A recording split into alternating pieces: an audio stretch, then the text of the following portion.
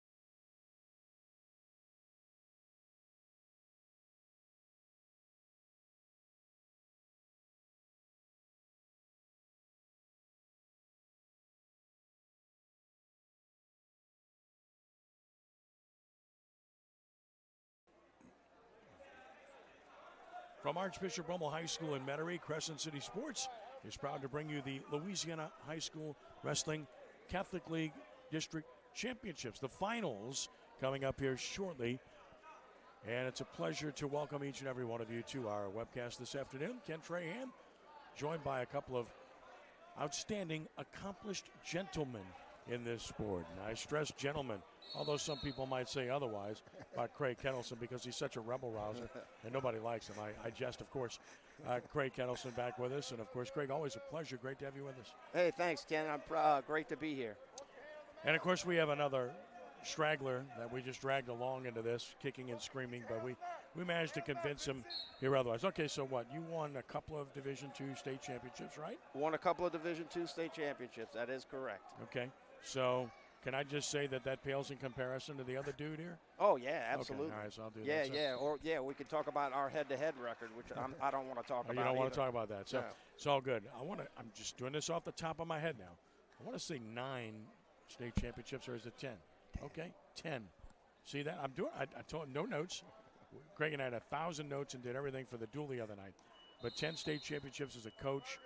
I had Brother Martin High School as alma mater, where they won 20 overall, and he was around most of those and coached in 2 different stints, 10 teams to state championships, and continues to be heavily involved in the sport, tutoring, helping, coaching, and loves the sport, and has done a fantastic job over an enormous amount of time. A good and great friend, Robbie Daughtry. Robbie, good to have you with us. Hey, great to be here, and I guess I'll take credit. I'll be the rebel rouser. Well, that's why I was joking. I was reversing the roles. The rebel rouser versus the calm, collected, sweetheart individual. Maybe not. Here's the deal. There's a lot of ways to do it. Both of you gentlemen did it in fantastic fashion, and I'm proud to call you friends. All right, so I guess what, Robbie, 5 years ago, we came up with the idea of reconvening the Catholic League District Championships. Number one, I thought it was a great idea. Number two, there's great traditions. And number three, when the idea was broached, it was all about, would you guys be willing to do this at Crescent City Sports if we do it? And we said, absolutely. And that's why we're here. Yeah, it's great to get this tournament back on track. I grew up at Brother Martin. I wrestled in the district championships, and it was always district, then city, then regionals, and then state. So it was a 4-week gauntlet against the best kids in the state, because that's usually what is produced in this district. And then you would go to regionals and city, and no one sat out. And then, when I returned to coaching in 2010, we had district duels. And that gave us an opportunity to settle by dual meets, but there wasn't that tournament at the end of the year. So we got together as coaches in 2014 or 15, and we decided, really as gentlemen, we came together and said, look, the best thing would be to not sit our best kids out, would be to come here and battle for a true district championship. Because let's face it, if you look back over the history of wrestling in Louisiana, most of our state champions come from this district tournament. So I think it's fantastic. It's back, and it looks like a great crowd here at Rummel today. It really is, and I think you're 1,000% correct. We know the history of wrestling in Louisiana. Holy Cross with 28 state titles, Jesuit with 23, Brother Martin with 20. And you can almost stop right there in terms of the dominant programs, with all due respect to the Turlings Catholics and the Bruleys and others. But even Archbishop Rummel won a state championship in Division I. Archbishop Shaw is a top contender this year, and they've had a good program for a while now. And John Curtis competes, and that's great to see that they continue to do so. So, Craig, I know you concur with that. You won the 2 state championships in Division II, and then St. Paul's won the Division I title last year, which I think is great for the sport. The breakthrough schools over the last few decades have been Catholic High, St. Paul's, and Rummel, the only schools other than Jesuit, Brother Martin, or Holy Cross to win state championships. Right, yeah, well, the sport is expanding all over, obviously moving to the North Shore, and the coaches there, Coach Pinero from Rummel, absolutely helped make that happen over there at St. Paul's. And then you talk about Holy Cross and the traditional guys there. But, yeah, it's great for the sport. Coach Prohaska over at Catholic High has really made a name for himself. Now, they have, like Robbie said, they have a great city championship attitude over in Baton Rouge. So that's a big event for them. So this Catholic League district is a great event for the South Shore schools. Talk a little bit about wrestling before we get set for the finals, by the way, just to let people know. Right now, some consolation semifinals still go on. The finals themselves will start soon, and we'll have every match for you. In recent years, gentlemen, we've had the most talented guys that I've seen would be the Ramirez kid that was here at Rummel and the two Frost brothers at Holy Cross. And all three of them moved out of state, wrestled elsewhere, very successfully, I might add. So what do we do and how do we retain that kind of talent here? Because we don't see that kind of talent, elite, what I'd call elite talent, very often, Robbie. Yeah, to see those kids leave and go out of state was a little bit disappointing, but you can't blame them. They left for different reasons. Look, the Frost brothers, they won the conference championships in Iowa last night. I watched them in a dual meet last week. I couldn't have been more impressed with these kids. Walking out in big-time atmosphere in Iowa, going out, taking care of business. I don't blame them at all for leaving. No one would have taken them past the first round this year. If, someone might have fought off their back long enough, but those kids needed to go to Iowa. They need, and they're running away with, they're the number 1 and number 2 ranked respectively in the state right now. And it's a pleasure to watch that because we know they're products of our kids club programs. And the Ramirez kid went and won a title too when he left in Iowa. Of course, his coach followed him there, and John Aurelian, ironically, who's back now as the head coach at Jesuit High School, his alma mater, where he was an outstanding wrestler. So here we are in this state right now, Craig, and I've always said, and I've been saying this for 10 years, Louisiana's probably somewhere close to the middle of the pack out of 50 states in terms of quality of wrestling, and part of the problem is not having college programs, as we've talked about forever, and yet the sport maintains a pretty solid level of performance. Right. Well, you have a group of dedicated coaches that have been really there to preserve the sport. Coach Dotrieve, as you talked about. And so I really think it all starts with the kids club, too. You get these kids that compete, and they're able to go and compete on a national stage and get some national recognition and some national quality talent. Well, if that continued through the high school, and then there's a gap at the junior high level where there's just not that much in the way of junior high wrestling here in Louisiana. So you sometimes lose the kids on a school perspective. They stay and wrestle their club, but then you lose them in the school perspective. And then the high schools are not as high quality as some of those club groups. And so the great individuals are really not making themselves better, and the colleges aren't recruiting as much from the high schools as they are from the club scene. In recent years, the only school to maintain the enormous numbers, the terrific numbers, is Brother Martin. Robbie had a lot to do with that. But that continues under Andrew Nicola today, who's done an outstanding job. And, Robbie, they still have 100 kids or so in the program, right? Yeah, I just had a great conversation with Andrew about that. He is working on getting junior high duels. Thursday night, the day after the varsity got to wrestle, when most of your junior high kids go experience the atmosphere, they come back to school the next day, they're excited. Man, they had a junior high duel which filled the Conlin gym, and the junior high kids got to go out there and experience what a real dual meet's like. We need more of that. Coach Nicola also commented to me that COVID really he lost 25% of his junior high class because they only got one match last year. To ask a kid to come out and practice every day and in this sport, which is so tough, and then tell them, hey, sorry, we've got nowhere for you to compete. Having these junior high duels, that's going to be key to really getting wrestling going amongst the metro area and in the state. North Shore Wrestling, Craig. St. Paul's is obviously it in terms of the numbers. Archbishop Hannon's done a pretty good job. Once in a while, we see another one of the District 6-5A schools pop up and have a good year, but by and large, it has not been sustained. Is there any growing interest on the North Shore? Well, I hope so. I mean, obviously, I'm going to try to do something at Christ Episcopal School. We're going to try to start a program and get that going from the ground up. But we just really, as Robbie pointed out, we really need to continue that because the opportunity to wrestle for your school is so important and makes such a difference.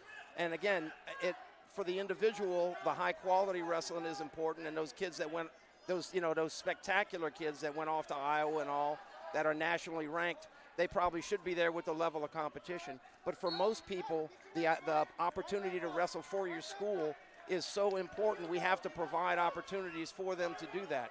And we just need to, the coaches, I think, need to do a better job of providing those opportunities, junior high, JV, and varsity up and down the lineup. What about clubs? I mean, we're talking about, we've had as many as 3 or 4 clubs that have produced kids in recent years. I know there's one less now on this side. of the lake, but from the standpoint of where we're at right now, do we see growing interest there? I mean, there's one at this school at Scorpions that has a nice facility here that Jim Ravanack built. So do we see more interest, Robbie? Well, I tell you what, we need to get more club wrestling going. I can tell you right now, the Crusader Wrestling Club at Brother Martin is chock full of my 1990s classes. And these were tough kids. You've got the McElraths, the Smiths, the Hales. Coach Nicola was talking about that today. I mean, you've got kids now, 3, 4, and 5 years old, who will be, in 8 years from now, will be stepping into varsity with, you know, they're the sons of fathers who knew how to compete. They knew how to win. They know when to keep their mouth shut and let the coach take over. And I'm excited about that. But we definitely need more club activity, especially in the metro area. And honestly, if you look at the numbers in the clubs in Louisiana, they're very strong all around the state. And so, again, what's missing is the opportunity for those kids to then come into the high schools or the junior highs and take that talent and stuff that they've learned and then compete for their school. So that's a transition I think we need to work hard to make. When we look around the landscape of wrestling here, there are places with good facilities. Brother Martin has very good facilities and its own wrestling room. Holy Cross has very good facilities and its own wrestling room. Rummel has its own separate building here with wrestling. Jesuit has a really nice facility with its wrestling room. So, Robbie, we've seen an improvement in that regard, which I would think would create more awareness and more interest. Yeah, I would hope so. You know, it means a lot to a kid where he reports to practice every day. I mean, one first thing I did when I got back to Brother Martin in the 90s was add pictures on the walls in the locker room. Pictures of every state champion went up, and that's a tradition that continues. You want a kid to you want him to want to come to practice every day, to go show, hey, I made it on that wall in there. I think that's really important. We do have some great facilities in town. It would be great if we were able to get a few more to provide kids with a great place to go practice. Well, you mentioned Christ Episcopal. You want to start wrestling there. It's your passion. I get it, and that's fantastic. I hope it happens. For a while, there was a growth spurt for about 10, 15 years of number of wrestling programs in Louisiana. Went from like 65 to 70 to 75 and up to about 83. It's kind of stagnated in recent years. Is the opportunity to perhaps grow that again? Yeah, I hope so. I think, you know, a lot of it's going to depend on coaches. As Robbie pointed out, that there's a lot of dads that know how to that know wrestling, and it would be great to be able to get more and more coaches involved, quality coaches that can coach kids that can help out. So many different people to point to, but the evolution of the sport here in Louisiana is all about Brother Melky Apolloe, of course, initially. And then Sam Hartzenkram came along and I thought really changed the sport and helped revolutionize it, but bringing different techniques to this area that we hadn't seen before. And then Ray Charbonneau caught up with him at Brother Martin, and they started to win consistently. Then Coach Sam came fighting back, and they started winning again at Jesuit. And now we see a different millennium, and we see different techniques. And, Robbie, I think we see better techniques and more techniques being employed. And, I mean, we see different styles all the time. It's really interesting because if you look at the singlet, you see a different style from one than you see from the other. Oh, 100%. And, you know, the technique has changed so much. But what I tell kids is this, and this is what young wrestlers that might be listening today, or moms and dads who plan on getting their kids into wrestling. I watched the number 1 and 2 ranked teams wrestle last night, Iowa and Penn State. There were no secret moves.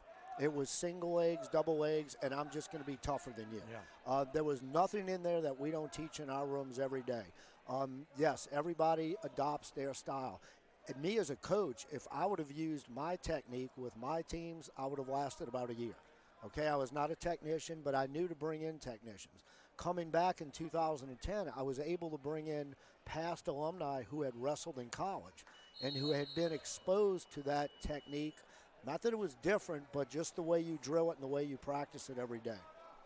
Yeah, so I agree 1,000,000%. So every kid has his own style, but in the end, you know, different things work for different kids, and what you need is those solid principles and basics that don't change, and those coaches were able to do that. And again, the motivation and the desire to be a champion. And I mean, frankly, that's what Coach Dotrieve and the Brother Martin programs, he had a strong desire. There was not one kid in the lineup that you had an easy match with.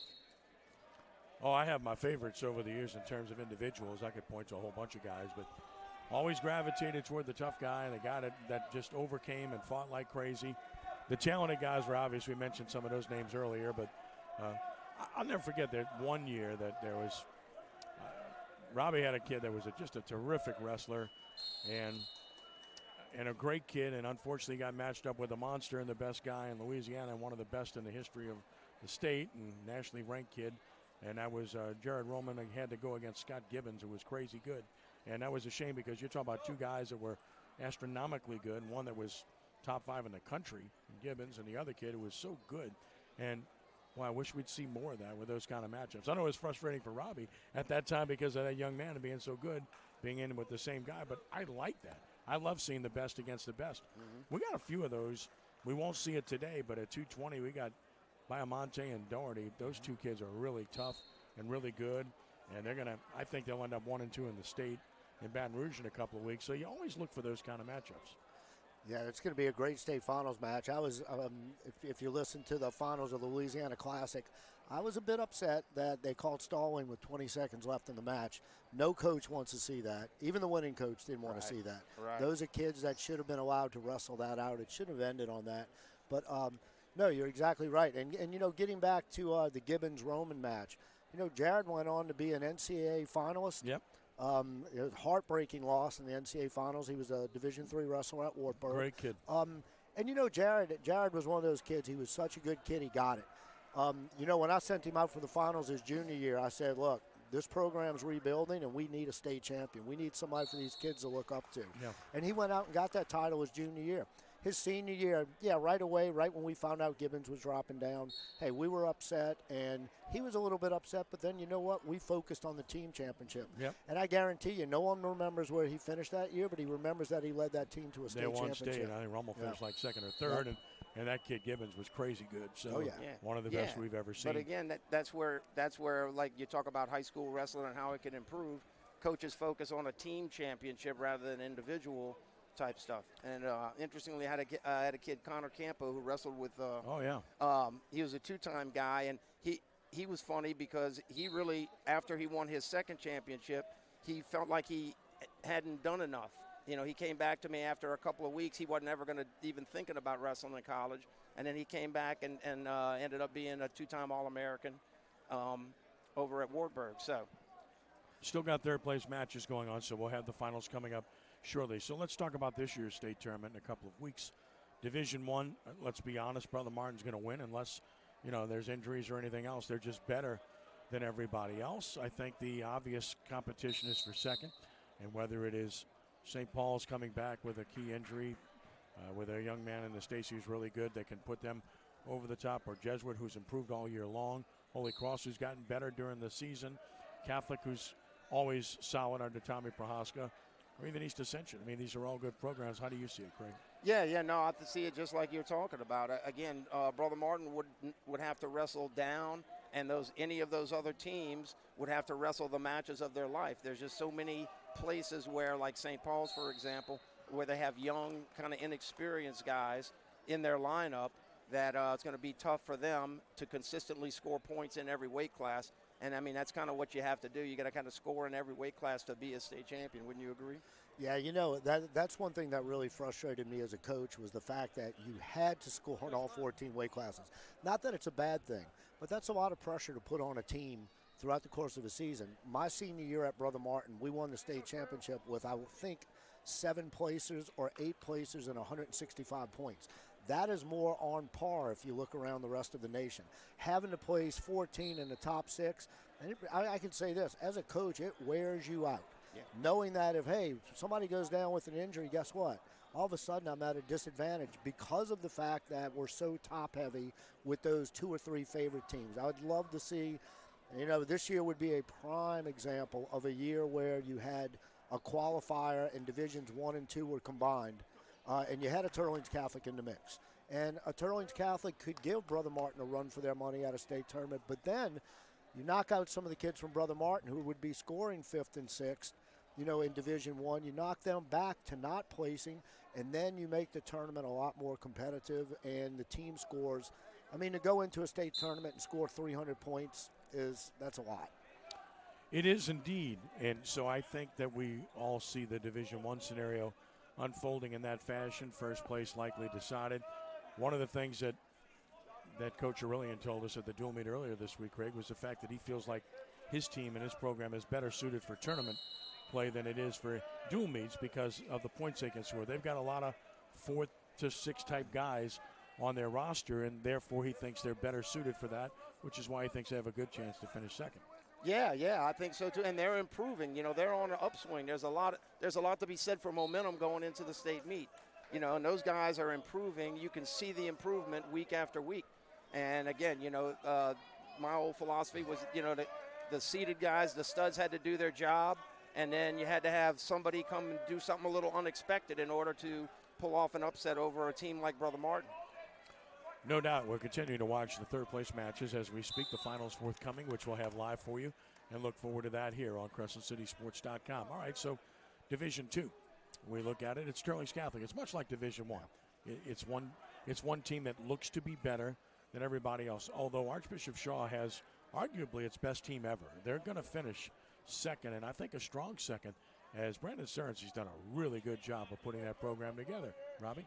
Yeah, you know, Brandon invited me to their retreat a couple of months ago, and I went and talked to the kids about mindset wrestling and preparation, and right then and there I knew he had a great group of kids this year. I know it's frustrating as a coach when you're kind of knocking on the door, but you just can't kick it in because the other program is just that good. Mm-hmm. And this Sterling's Catholic team is a product of Kids Club Wrestling. They have done a fantastic job bringing these kids up. I know they go to tournaments like the Houston Nationals. They're very active in Louisiana, and they built themselves a power over there. And you're right, probably is a battle for second place in Division II.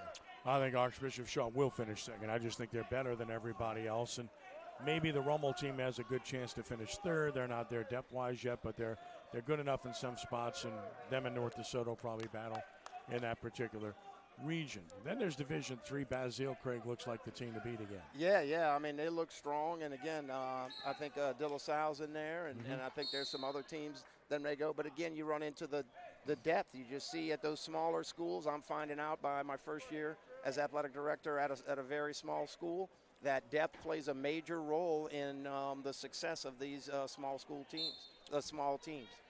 No question. So I think that's kind of a little bit of a handicap of what to expect.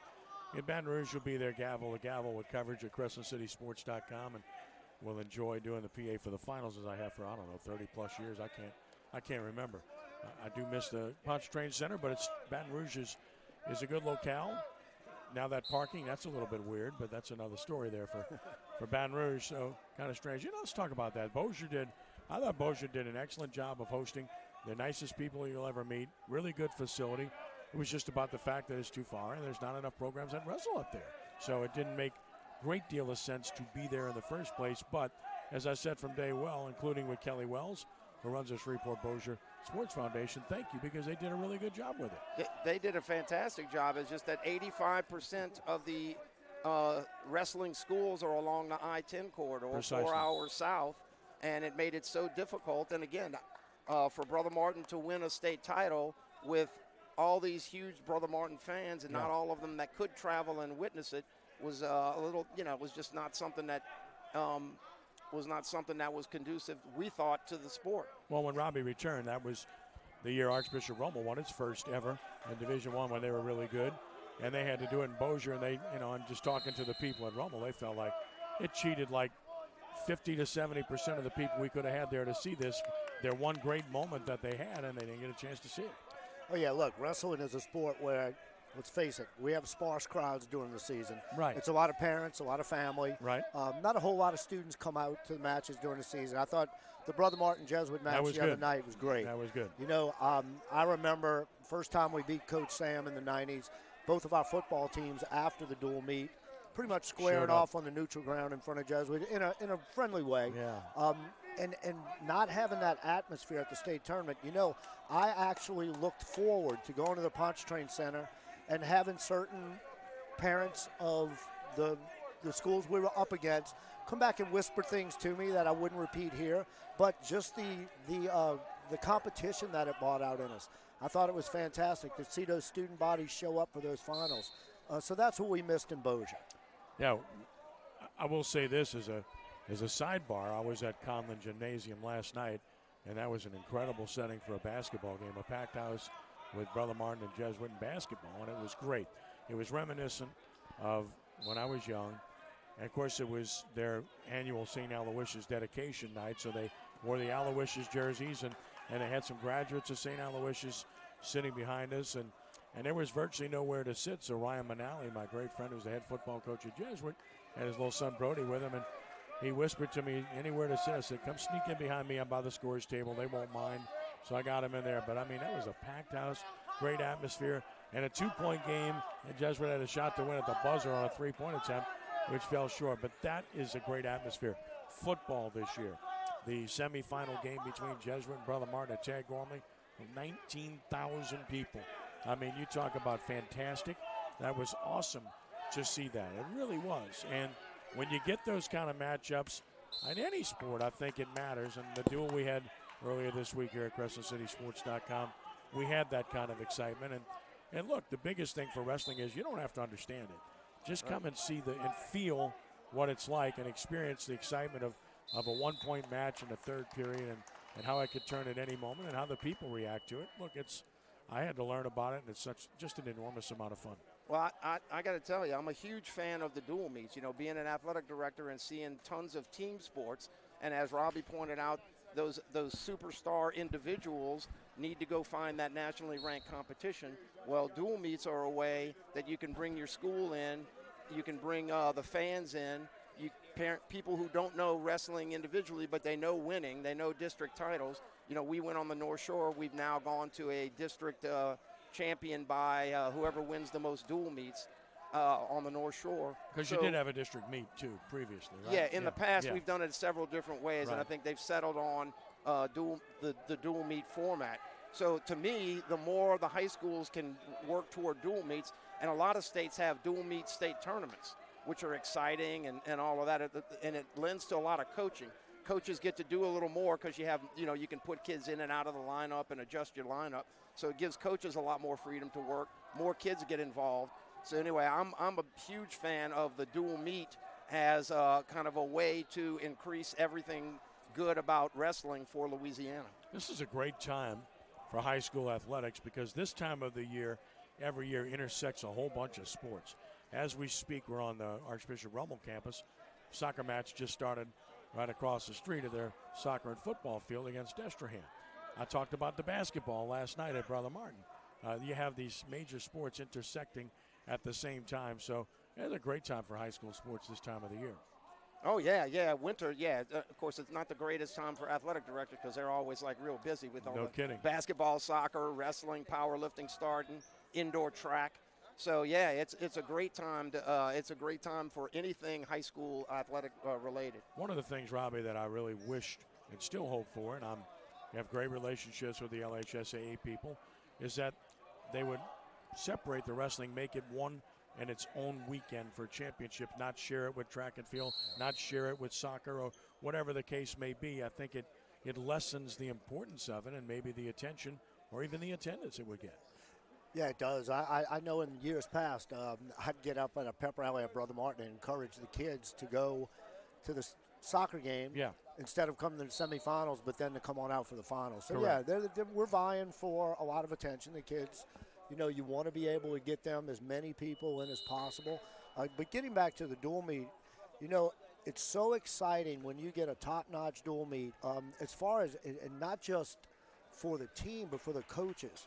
For the people involved, because when you send a kid out in a dual meet that has he might wrestle way above his head because all eyes are on him. I've been in dual meets before where one of my kids have struggled to win 3-1, and we've gone to Louisiana Classic 3 days later, and we'll pin that same kid in the first round because now there's 6 mats going on. And you put a kid out there in a dual meet, and it really ramps up that importance. Yeah, and one thing that Robbie does real well, he builds that momentum. So, you get your first kid to win, your second kid to win. All of a sudden, it becomes you get that momentum going. And like you said, that lends itself to those other kids overachieving. Yeah, one of my former wrestlers just stepped over, Blaine Elsonson, and him and I were reminiscing. And he said, Coach, remember that dual meet in Baton Rouge where we beat that team on like the 20th criteria. And I said actually it was criteria H, which I have no idea. I think it was most first points scored. They were the 17-time state champions from Jefferson, Georgia.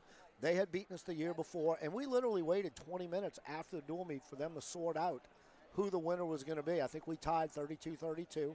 Who knew at the time that most first points scored was going to be really that important? But, man, that was just phenomenal. We, dual meets with Thompson High, the Alabama state champions, were great and memorable. And, I remember my first stint coaching at Brother Martin. I looked next to my friend Kenny Spellman was sitting in the chair with me. The week before, we had wrestled Jesuit in just an absolute thriller. And that night, we were beating somebody 75-3. And I looked at him and I said, is this really fun? Just to go out there and pin guys over and over.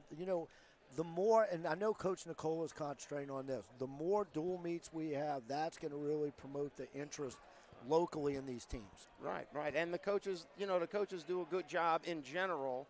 The coaches can do a good job when they're obviously far superior to another team. You give some of your JV kids a chance to get out there and compete, and then you don't run the score up as much. And whether or not you do, as I know, individual matches, there's stuff positive that can be taken away. But you never know. Like I said, you get on a run. That was our big thing in when we wrestled Brother Martin, the top team in the state. We always wanted to try to get off to a good start and get a little momentum going because, that way it just made it a more competitive dual meet. Again, we're at Archbishop Rummel High School with Catholic League District Championships taking place, and our finals will be coming up soon. We're still in the third place matches and still have a few left to go from what we can look at the schedule. But again, we're just waiting for the finals to start. When we do, we'll show you each and every one of those. And again, 6 schools participating. Let me update you real quickly on the standings so that at least you have an understanding. Brother Martin's already clinched the championship. They've got 250 points. And by the way, Andrew Nicola believes in this event, and he entered all 14 of his starters in this event. He's got 13 starters in the finals. 250 for Brother Martin. Jesuit at 182. Archbishop Rummel 137. Archbishop Shaw 116. Holy Cross 105. John Curtis Christian 76. That's the current standings right now. Just to give you some sort of the lay of the land, Brother Martin had all starters in this event. Jesuit said, I think 9 or 10 starters in. Shaw's at 10 starters in. Rummel was all in. And John Curtis was all in. Holy Cross did not wrestle its top 3 guys, so they were missing those 3. And, of course, they've got 2 that are exceptional in DiGirolamo and Baiamonte that you know those guys very well, Robbie. Yeah, look, Nicholas, know Nicholas since his father and I wrestled together at Brother Martin. We played rugby together at LSU. Nicholas is one of those kids that is a product of USA Wrestling. He's been to the national tournaments. He's placed in the national tournaments in both freestyle, Greco, folk style. Nicholas is a kid that has a very bright future, not only on the wrestling mats, on the football field. And he's gonna really give the St. Paul's kid, if they meet in the state finals, I think it's going to be one heck of a match. Cole is one of those kids. I said it during the Louisiana Classic finals. It's one of those kids that just aggravated me as a coach because he's so tough, and I mean that as a compliment to him. But when you're coaching against him, he does not give an inch, and he never has. And for him to start wrestling 220 as an 8th grader in this district in Division I, and I can't tell you how many overtime matches and sudden victory matches I've watched that kid in, and that says a lot about him. I thought the match in the finals of Louisiana Classic was a great match. I would expect that could be a rematch with him and Daughtry, I believe, from Jesuit. Daughtry, I think that would be a great rematch if they happen to make it there at state. But yeah, those 2 Holy Cross kids, they've had really good seasons. And in this event today, as we look ahead to the finals and some of the names you're going to hear about, for Brother Martin, quite a few, but Richie Clementi is an undefeated freshman. He's been remarkable in his freshman year. The Yelsonsons, you mentioned, the father, the son, the 2 brothers that are in are both outstanding. Rocco Horvath has had a really good season as well. Another guy we want to watch for. They're all in the finals. We're going to see them. We're going to see Caden Trish of Rummel at 106 was another freshman that's real good. Yeah, he's a Crusader Wrestling Club kid. Yeah, he's real good. And so you're going to, from Rummel, from that perspective, from Todd Ritter and Jude Monaco from Archbishop Shaw, both very good that we're going to see in the finals here today as well. So just a few names to to throw out there. And I know we've seen these guys this year, and we've seen a lot. If you haven't seen them all, you've seen most of them. And so we're going to see now, as we mentioned, Biomonte's not in, Doherty's not in, Glenn Price, who's terrific for Shaw, is not in here as well, which is a bit disappointing. But another one is Spencer Lanazga, the heavyweight at Jesuit, who's really good, who's in too, who's outstanding. Their other really good one at 106, Bodie Harris, is not. Spencer Harris. Bodie Harris is not in. Dad and son, I got to separate because I was speaking to Spencer for a bunch earlier. So those are some of the names, and some good names at that. Right, and the coaches, for those younger kids, for those other kids that are taking the place, it's a great opportunity for them to step up, show what they got, and get some experience in a tough, high-pressure situation. Well, Brother Martin and Robbie dealt with this all those years. There were, and some people joke about it, but it's not a joke. I mean, Brother Martin's second team could beat most first teams in the state because of the depth that they have in the program, that nobody else really has those kind of numbers. And so if they weren't all in this event, if their others were here, they'd still be really competitive and would have a chance to win because they have those kind of kids. And Robbie, it takes a special kid to stay in a program when he knows he's not going to get that opportunity that much. Yeah, the name comes to mind right away, and I've told this story before, but Paul Terrio was a wrestler for me, and he probably had a career record of 75-5. He was outstanding wrestler of the Ken Cole tournament his senior year, but he backed up 3 state champions. Man, kids like that, you just got to give a pat on the back and a hug when they leave and say thanks for staying here. We've had handfuls, probably more than that, of kids that could have placed in the state tournament, just couldn't break that lineup. But that's why you have to get them to believe in that team concept. Yeah. And they're all the team concept of they're one injury away, they're one crazy negative thing happening away from being the starter and having to pick up the mantle. I mean, like any second team, and you can tell the depth and strength of a program by looking at that second team. A lot of these programs, and you know this as well as anybody, Craig, football can play a large role in a team success in wrestling, because I just watched DeVell Dixon of Rummel pin Cheney Phillips of Brother Martin, and DeVell Dixon's a football player who's just rudimentary in the sport, but he's big, and you saw him earlier. He's very physical and strong, right? And just a few things, and he can go out there and beat somebody that is a wrestler, and just did it because. And again, when you have those schools that have the football programs that are willing to cooperate with wrestling, you end up with championship programs. Absolutely. I mean, that's a big thing, and it's good for both groups. Obviously you see, they got all the stats about the offensive linemen that were wrestlers, and Coach Zimmer from Minnesota, talking about how he wants wrestlers as offensive linemen, and they build that toughness. But yeah, you can't, those multi-sport athletes, because they learn, and Robbie can speak more to this, but there's more to wrestling than just doing techniques. You have to score to win. You have to wrestle in a way that you're going to win the match. Yeah. So the winning mindset, the competitive nature, you can develop not necessarily just in wrestling, but in any sport. No doubt. And, I mean, we've seen a lot of the football players who become really good in this sport, usually in the higher weight classes because they're bigger guys that come to pass and have great success in doing so. And we're going to see that again this year. But, again, you can always tell the programs that cooperate. And I'm sure in the case of you guys, most of the time you got that kind of cooperation with football. I know you had Kenny Sears at St. Paul's, and he's an administrator in the school too. And at Brother Martin, you've had Mark Moniz for a long time now, and he was cooperative too, right? Oh, yeah, look, I love Mark. We had a great relationship. Mark would just tell me, just stay away from my quarterbacks. I need my quarterback because I'm going to work with him all year. But no, Mark was great, and let's face it, he's worried about football. I'm worried about wrestling. My secondary concern was his football. His secondary concern was me. But he understood, and I understood that we needed each other to coexist. I'll tell you a great story about football players. My good friend Tommy Clapp. Okay, Tommy said, all my boys are wrestling for you. And they did. And they did. And I, if you would ask Tommy to explain that, he would say they get to play 11 football games a year, maybe 12 or 13 if they're lucky. But after that, they get to go out and compete, basically fight with another kid their size 40, 50, 60 times a year and in practice every day. Yep. Will would have been a state champion hands down, but Will was a basketball player. His senior year, we needed a little help. We had our heavyweight out for a couple of weeks, and Will came in and filled in. And he went 1-1.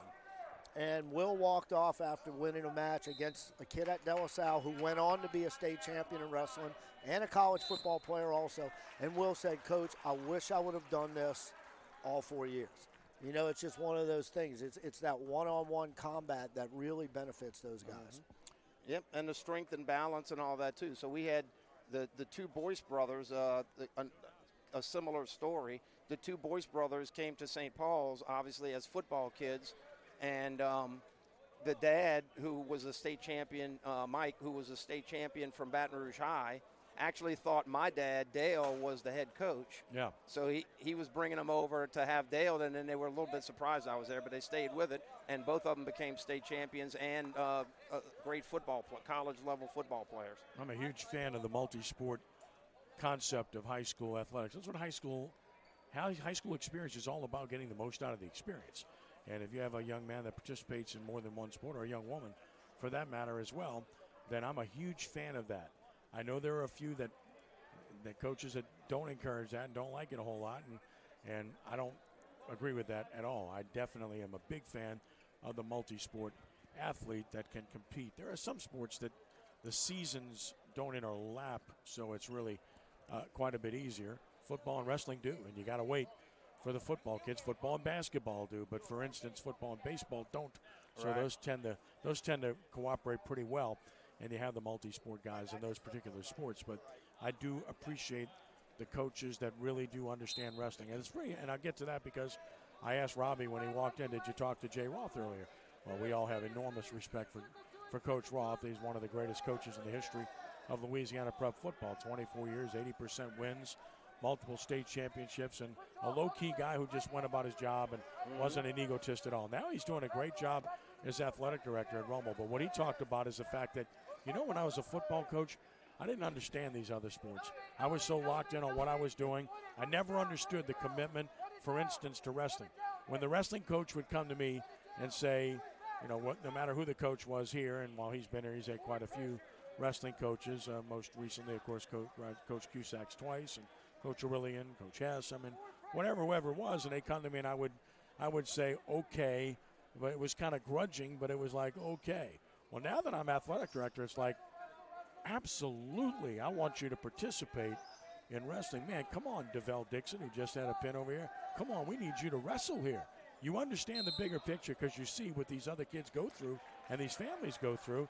And I think it gives them a totally different perspective. And you were an athletic director as well as a coach, so you understood that as well as anybody. Yeah. And my eyes were opened a lot to some of the other sports that, again, I had just never experienced. And the level of dedication and the level of effort and the support that the parents give and the effort that the kids will give.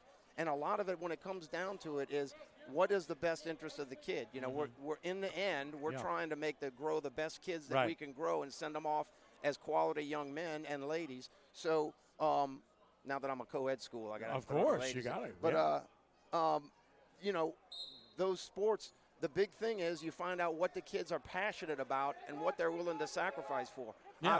Obviously, wrestling is the number one for us. I'm looking at, Coach Roth. We cover everything at Crescent City Sports. Mark Wisniewski's here, the athletic director at Brother Martin. David Morrow's here from Jesuit. We cover bowling matches. Mm-hmm. We cover everything at Crescent City Sports. Brother Martin's been dominant in bowling. You go out to bowling matches, and there's Jay Roth, there's Mark Wisniewski. These guys, they understand it, and they were coaches of specific sports, and their focus was on their sport. But as athletic directors, a totally different perspective, Robbie. Oh, yeah, look, those guys, they're everywhere. They're everywhere, and all of a sudden you go from being a full-time football coach or a full-time baseball coach like Mark Wisniewski, all of a sudden now you've got to broaden that out and see the whole picture and understand that, look, a lot of times we don't have the athletes to go around. The thing I would tell kids is this: you only get one chance at this. You don't get a do-over in high school. I think it's kind of funny right now. You see, watch the Penn State-Iowa match last night. You got guys who are already four-time All-Americans. They got a do-over because of the COVID year last year. High school athletes, you don't get a do-over. Nope. So you only get one chance. So if you are gifted enough to play football, wrestle, and play baseball in high school, why not do it? If not, you're going to be that guy like Coach Kettleson and I on the intramural fields till you're 50 years old, no doubt. tearing your knees up. You know, I still play USTA tennis just because I have to compete. Mm-hmm. And, man, these kids, I tell them that now, relish the opportunity to compete. Yeah, absolutely. And those, like you said, and the kids need a chance to try everything. You know, we tell them, and that's where the coaches' cooperation becomes so important. Because if a kid, you never want a kid to leave and say, I wish I would have done this, I wish I would have done that. So it's better for them to try and fail. And that's a hard lesson for kids because nowadays with the way things are, kids don't want to fail at anything. So, but that's so important for them to go out and try and see if whether it works for them or not. And, of course, that's what helps me encourage kids to come out for wrestling because they may not have done it before, but to give it a chance and try something just to see if it works. Listen, I just think it's great when people get involved in every one of these sports. I still laugh, though, because I've been friends with Sam Hartzenkram for 50 years or whatever and love the guy, but I always joke with him all the time because every time he would see somebody that participated in another sport. My older brother went to Jesuit, and he was in football and played football there. And his comment to my older brother all the time was, oh, you play that sissy sport, man. Every other sport was a sissy sport. It didn't matter what it was. It didn't matter if it was baseball, tennis, golf, football, basketball, rugby, lacrosse, whatever it was. Oh, you play that sissy sport. And I say that to say this because I've said this many times. I did not wrestle in high school, but we had an intramural wrestling program. And that was kind of where the coaches took a look and see if they saw anybody out there. And so I got handpicked. They're like, man, you're a good athlete. You're tough. You're strong. We want you to do this. And my ego got the best of me. And I said, yes. I got drafted. I should never have done it because my experience told me that. So I told the story. I got out on the mat, and the guy they put me up against, he had some wrestling experience. He wasn't on the wrestling team there, but he had wrestling experience, so he knew a few things. I knew nothing about the sport. All I knew was I was strong. So in the first period, I think I mentioned this to you, and man, I was picking that dude up and throwing him all over the place, and I'm like, look at me. True story. For 2 minutes, man, that was awesome. Second period came around, man, I was hurting everywhere. I was in pain, and I was struggling. And only my will kept me alive to the third period when I finally said, I just laid down and said, please pin me. I was in such pain. I was hurting so bad. I walked off that mat. It took me 15, 20 minutes to feel half decent again. And I said, I'm never doing this again. And I don't want to name names, but Coach came up to me and said, you could be really good. Said, why don't you do this? And I said to myself, I don't want to do it. I like baseball and I like bowling, and I don't want to do it because I realized at that very moment, man, this is brutal. Yeah, I mean, you have to commit yourself. It's physical as hell. You got to be in unbelievable condition. You use muscles you didn't know you had. Yeah, I mean, you really do. It's definitely not recreational like golf. No, and then that's unfortunate too because man, I would love to wrestle. I mean, I like I said before, I play a lot of tennis. I can play a nice 2-hour doubles match, feel good in the morning. I was somewhere a few weeks ago, and a dad said, Coach, my son's 10 years old. Will you give him a couple of pointers? I was like, yeah, come here, kid. And we started hand fighting, and I was just showing him a little elbow pass, and we did some hand fighting. I was breathing heavy after about a minute, and that's embarrassing. And I'm in good shape, but wrestling shape is totally different. And it's kind of a shame because you really just can't step back on the mat and go get it. No, absolutely not. You better pin someone real fast. Right, and I'm just picturing Robbie playing tennis. Playing tennis, huh? Yeah. Kind of like picturing me wrestling. I've been known to shatter a racket or two, and they're going for a $1.95 these days. So literally, I was at Second Serve on Veterans, and I had to go on eBay and order new rackets because they don't make my model anymore. But no, I've got to stop that. I've got to stop breaking those rackets. I was loving tennis. My dad played tennis all the time, and when he built his dream house on the lake in Metairie eventually, and I was getting out of my teens, one of the things he did was he built a tennis court in his backyard. So ended up playing it all the time, and I got half decent. I really did. And I took lessons at City Park, and I got better with the late Rita Krupp and started playing. And Ed Daniels plays all the time. So yeah, I'd like to. Ed's talked that he can beat me in tennis. He talks. But he's never followed up all on that. talk, I'll issue a challenge to Ed right now. He's all talk. He's probably watching. He's all talk, man. So we were both That's into funny. it in a big way, and I got pretty decent at it. I really like the sport, but again, the whole thing is you got to commit.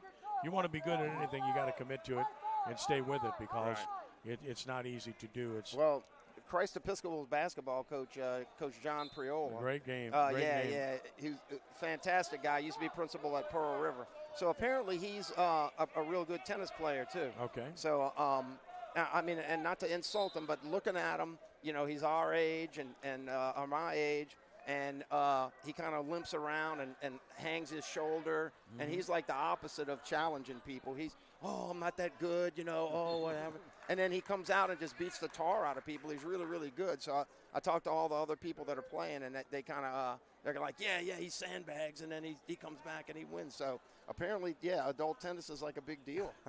Well, it's just that, man, once you wrestle, you have that desire to compete.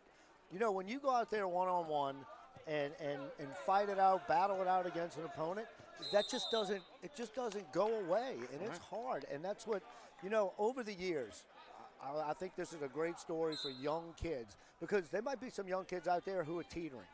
Should I stay in wrestling? Man, wrestling will get you through the toughest times in your life. And I've had over the years, and I'll say at least 250 kids walk up to me and say, Coach, the worst thing I ever did was quit wrestling, because we had so many come out in the 8th grade. And so we'd get 75 kids out, and by the end they'd usually be 15 or 20 left. The worst thing I've ever done is quit wrestling.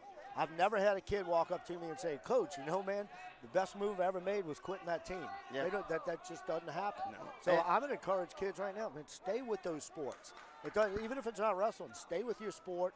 Stay with multiple sports and allow yourself to compete. And I agree. And how many kids have you had? Because I know I've had a bunch that come up to you and say, hey, even if I didn't stick it out, the year that I was there was the best year. The lessons I learned in that 1 year of wrestling, those are lessons that I stick with.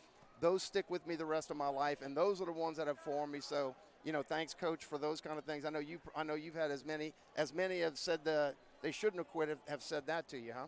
Oh, for sure. And one thing about wrestling is this, and anybody out there who's wrestled knows this. It'll get you through your toughest times in life. If you can look back, and just remember the adversity you went through. Carlos Bertot's here today, and he told me once, he goes, Coach, can you please stop saying to the young kids that wrestling practice is not fun? And I looked at him, I said, it's not. And he goes, well, for guys like me, it is, and Carlos is different. Yeah. He loves it. But I got his point right there. I didn't want to paint that picture for them, even though most of my kids would come and say, hey, practice isn't fun, but it's what you get from being in that practice.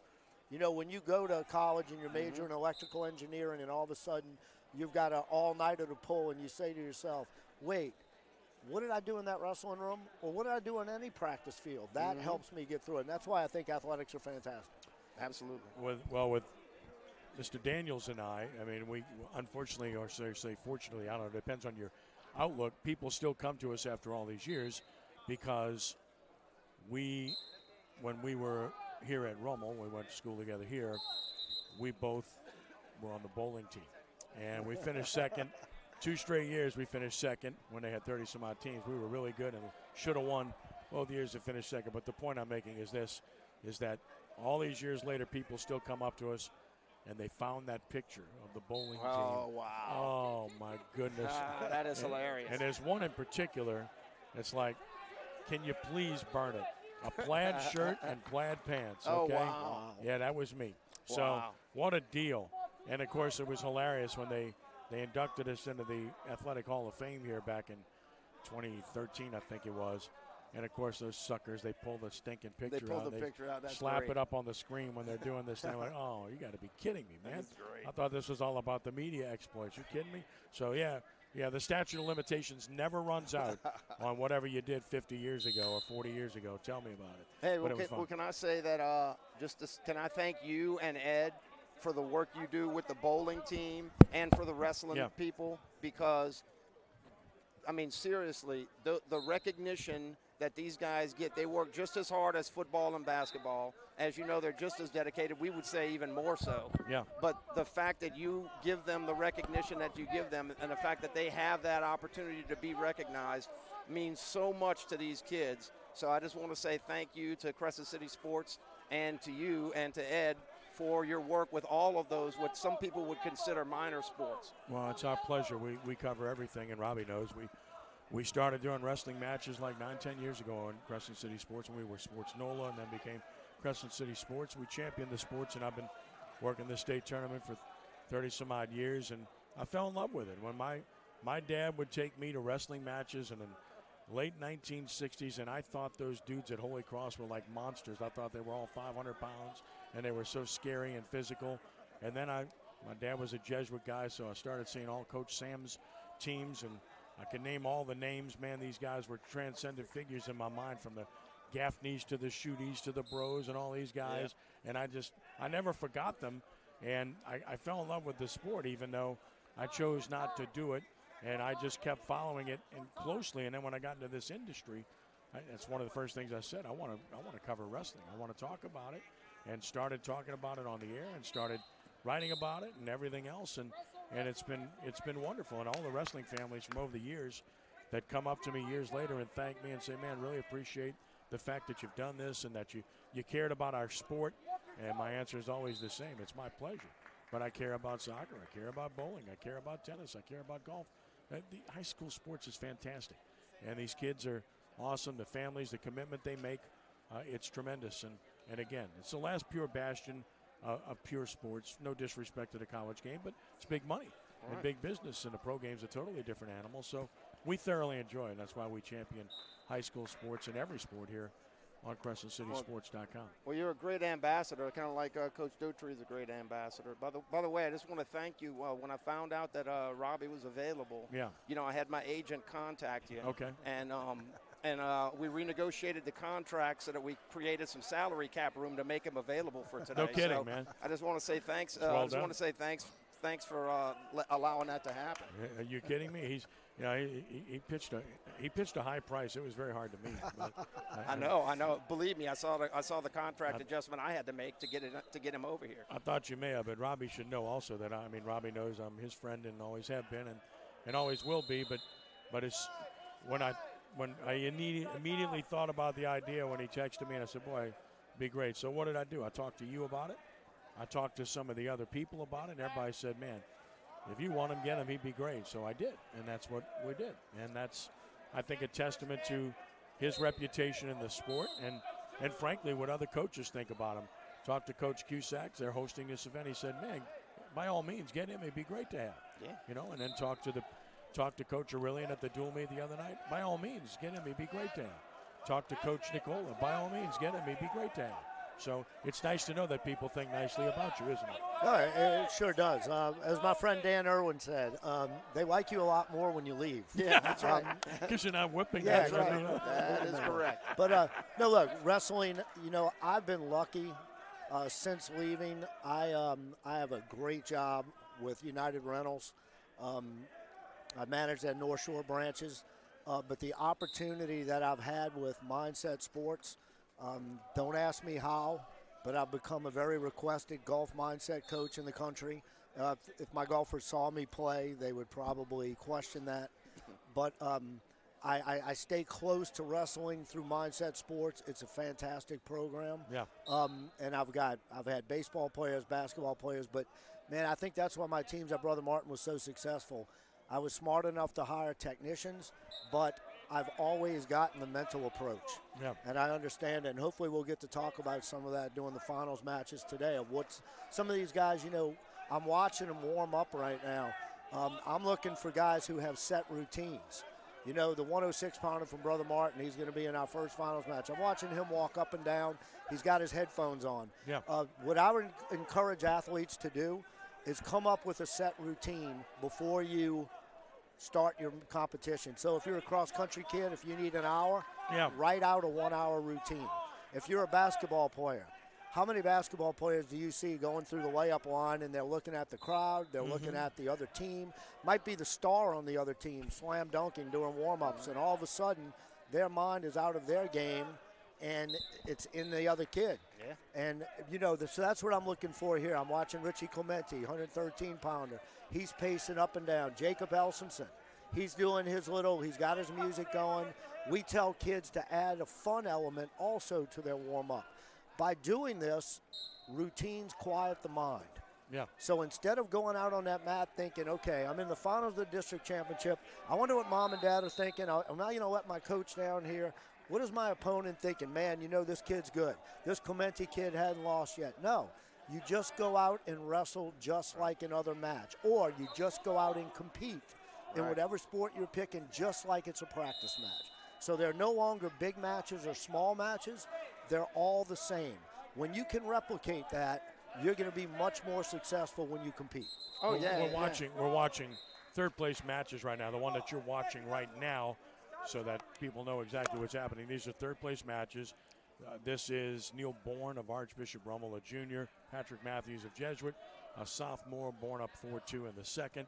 And that's what we're watching right now so that you understand that. And also in the team standings right now, Brother Martin at 250, Jesuit at 194, Archbishop Rummel 143.5, Archbishop Shaw at 116, Holy Cross at 112, and John Curtis Christian at 80 in the team aspect of things. This has actually been a pretty even match that we're watching here. It's a 4-2, but they're physically evenly matched watching this one take place.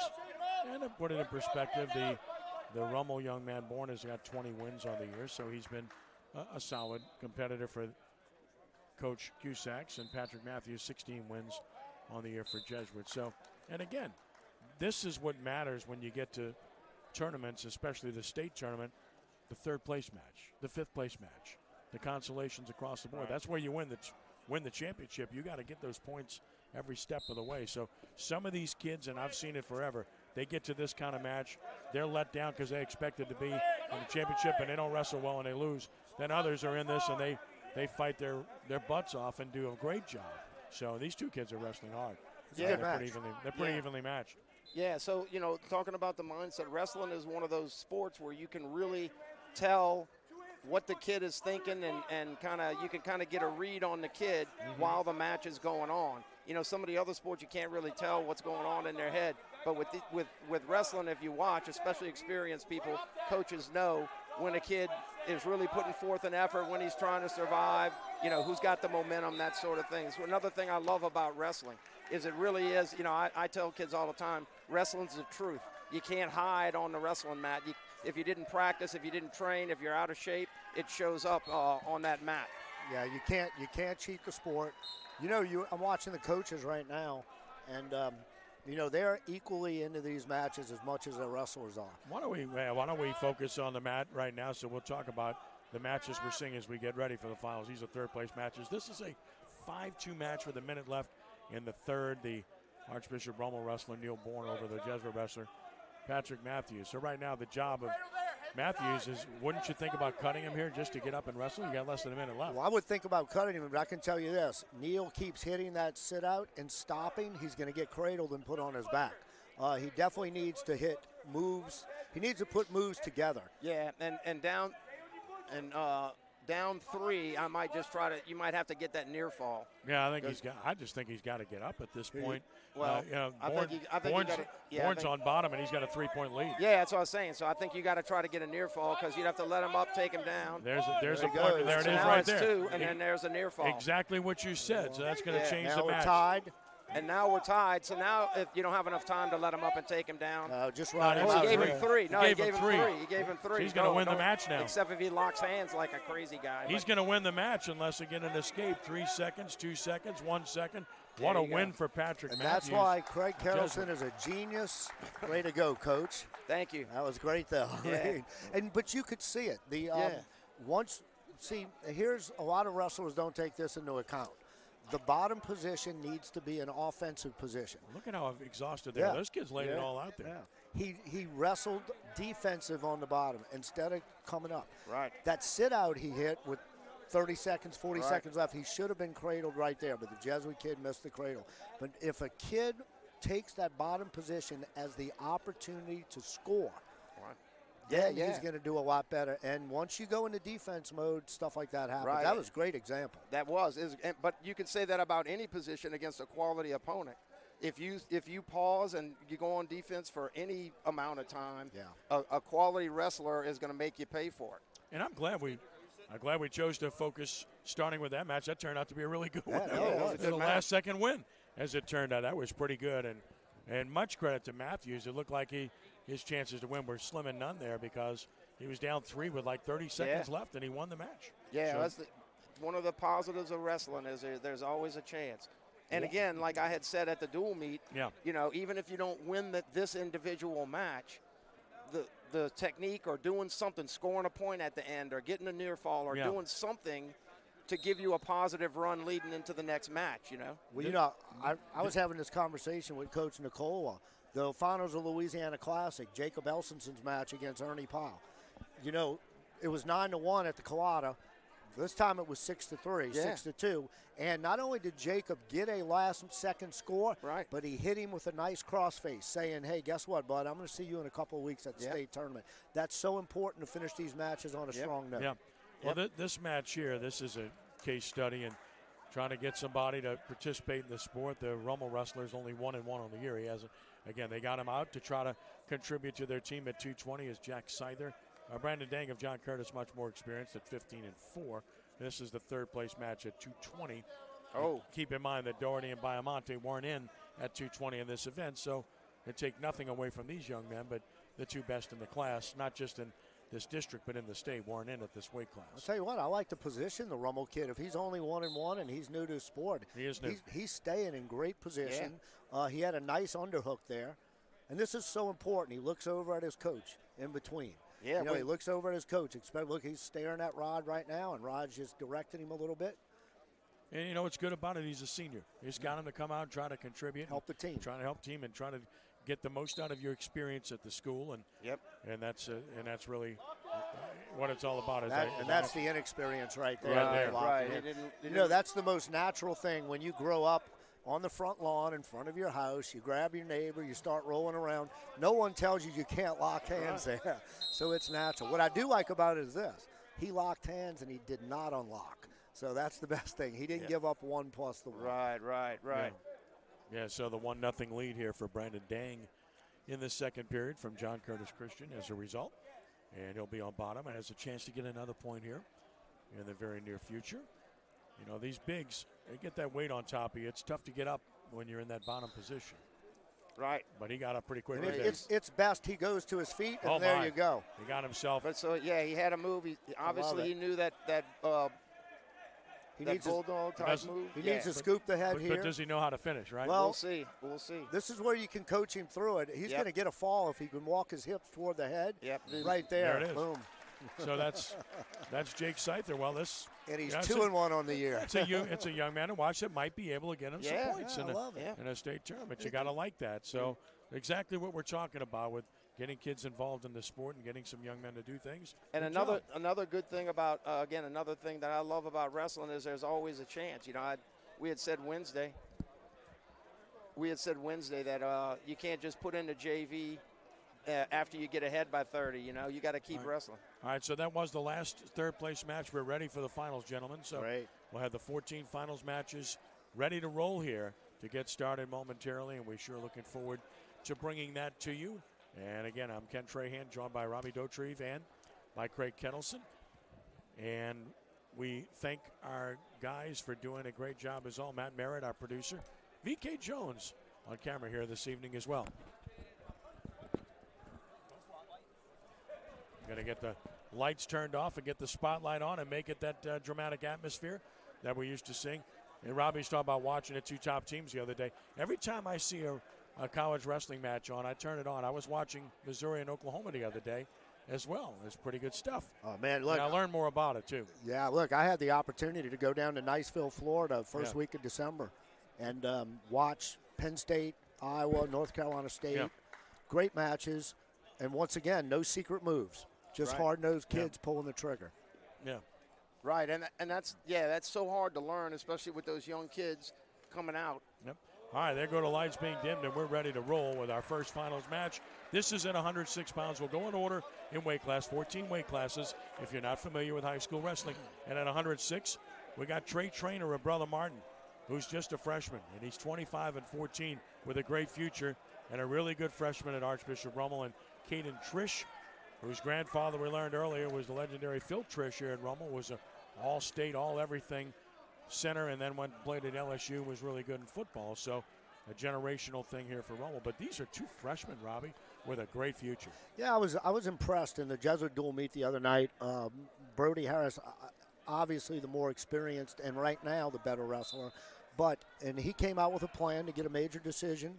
And the Brother Martin kid toughened up as that match went on. That's just going to pay off for him in the future. And he needs to do the same thing here because Caden Trish is a very aggressive young wrestler. And you know him too. He's pretty tough. Yeah, he went 2-on-1 to that fireman's, and now he's dragging out of the front headlock. So, yeah, he obviously, these young guys, they do a lot of moves in a short period of time. Yeah, movement's great. And, again, what's great about this is two freshmen. They're just a tremendous future. So, guys, I'll turn it over to you. You're the analyst. Tell everybody what we're watching here continuously. Yeah, well, look, the Brother Martin kid right here needs to be careful because he's got that whizzer in pretty tough. And the Rummel kid's doing a good job of keeping his hips up, and we're going to get a stalemate. Yeah, it was interesting. The Rummel guy ended up on defense. You know, he started on the offense and ended up on defense right away because he got a little sloppy with his technique. But obviously he's super aggressive. Oh, a little very counter nice shot. Misdirection there. Yeah. Just didn't finish it. Good defensive wrestling at this point on both sides. Thus no points. Yeah, he's got to stay with it. There's another misdirection. He's got to stay with it here and fight his way through. Brother Martin's got kids doing a good job. He's got his laces down. Brother Martin, guys, and definitely has the advantage right now. He's got his head pinned down. Oh, he got his head out. And a 2 for Caden Trish, the first score of the match, coming at the 38-second mark of the first period here. Yeah, now Trey needs to work up. Once again, we talk about the bottom position. You don't want it to become a defensive position. Once you start, looked like Caden was going to cut him there, but he changed his mind at the last second. Well, we got about 26 seconds in the first round. If I'm Caden, I'm looking to get out of this 2-0. Oh, absolutely. Yeah, I'm trying to ride him out. Ride him out, and you know, my pet peeve is this. Don't defer. Ride him out, take bottom, and go up 3-0. I'm going to talk about that all day. Yeah, I think the time makes all the difference, and you can ride for 30 seconds. Oh, yeah. Right, and then Robbie and I sometimes disagree on that because I like to have the choice in the third round sometimes because you never know what position you can score from. So depending on what the score is, and again, there's two ways of doing it. But yeah, he's got that arm trap, he's got that wrist trapped, and he's driving forward. So it looks like he's going to get out. He will ride him out. So 2-0 period. You know, we'll talk about that. Rummel. That it's big to get out of that first round 2-0 to get those ride outs. It's just so important because it means the other guy needs 3 takedowns to come back and get you. Absolutely. With the escape points in between. Now, in the state tournament, these two are in different classes. Mm-hmm. Brother Martin in Division I, Rummel's in Division II. Both of these young men figure to place one way or the other. Trish could be one of the favorites in Division II. Yeah, no, he should be. I don't have seating in front of me for the Division II tournament or an idea.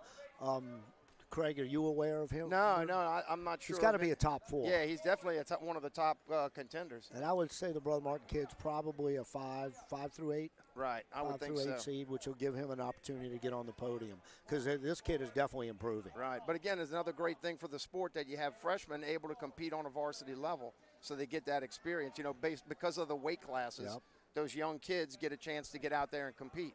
Yeah. Now, I'm not a big fan of the laying on your stomach thing. You know, that was something that bothers me. It's just going to allow Trey to, get on here and grind and pressure him good. Yeah, he's got a tight waist. He's looking for a tilt here.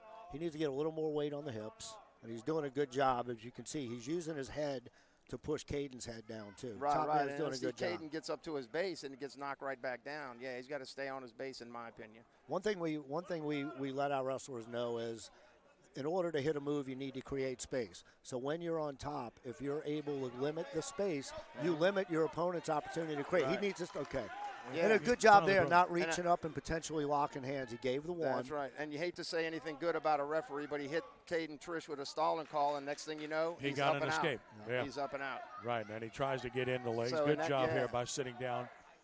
Yep. I remember last time he popped his head out and scored. He did. We'll see how this position goes.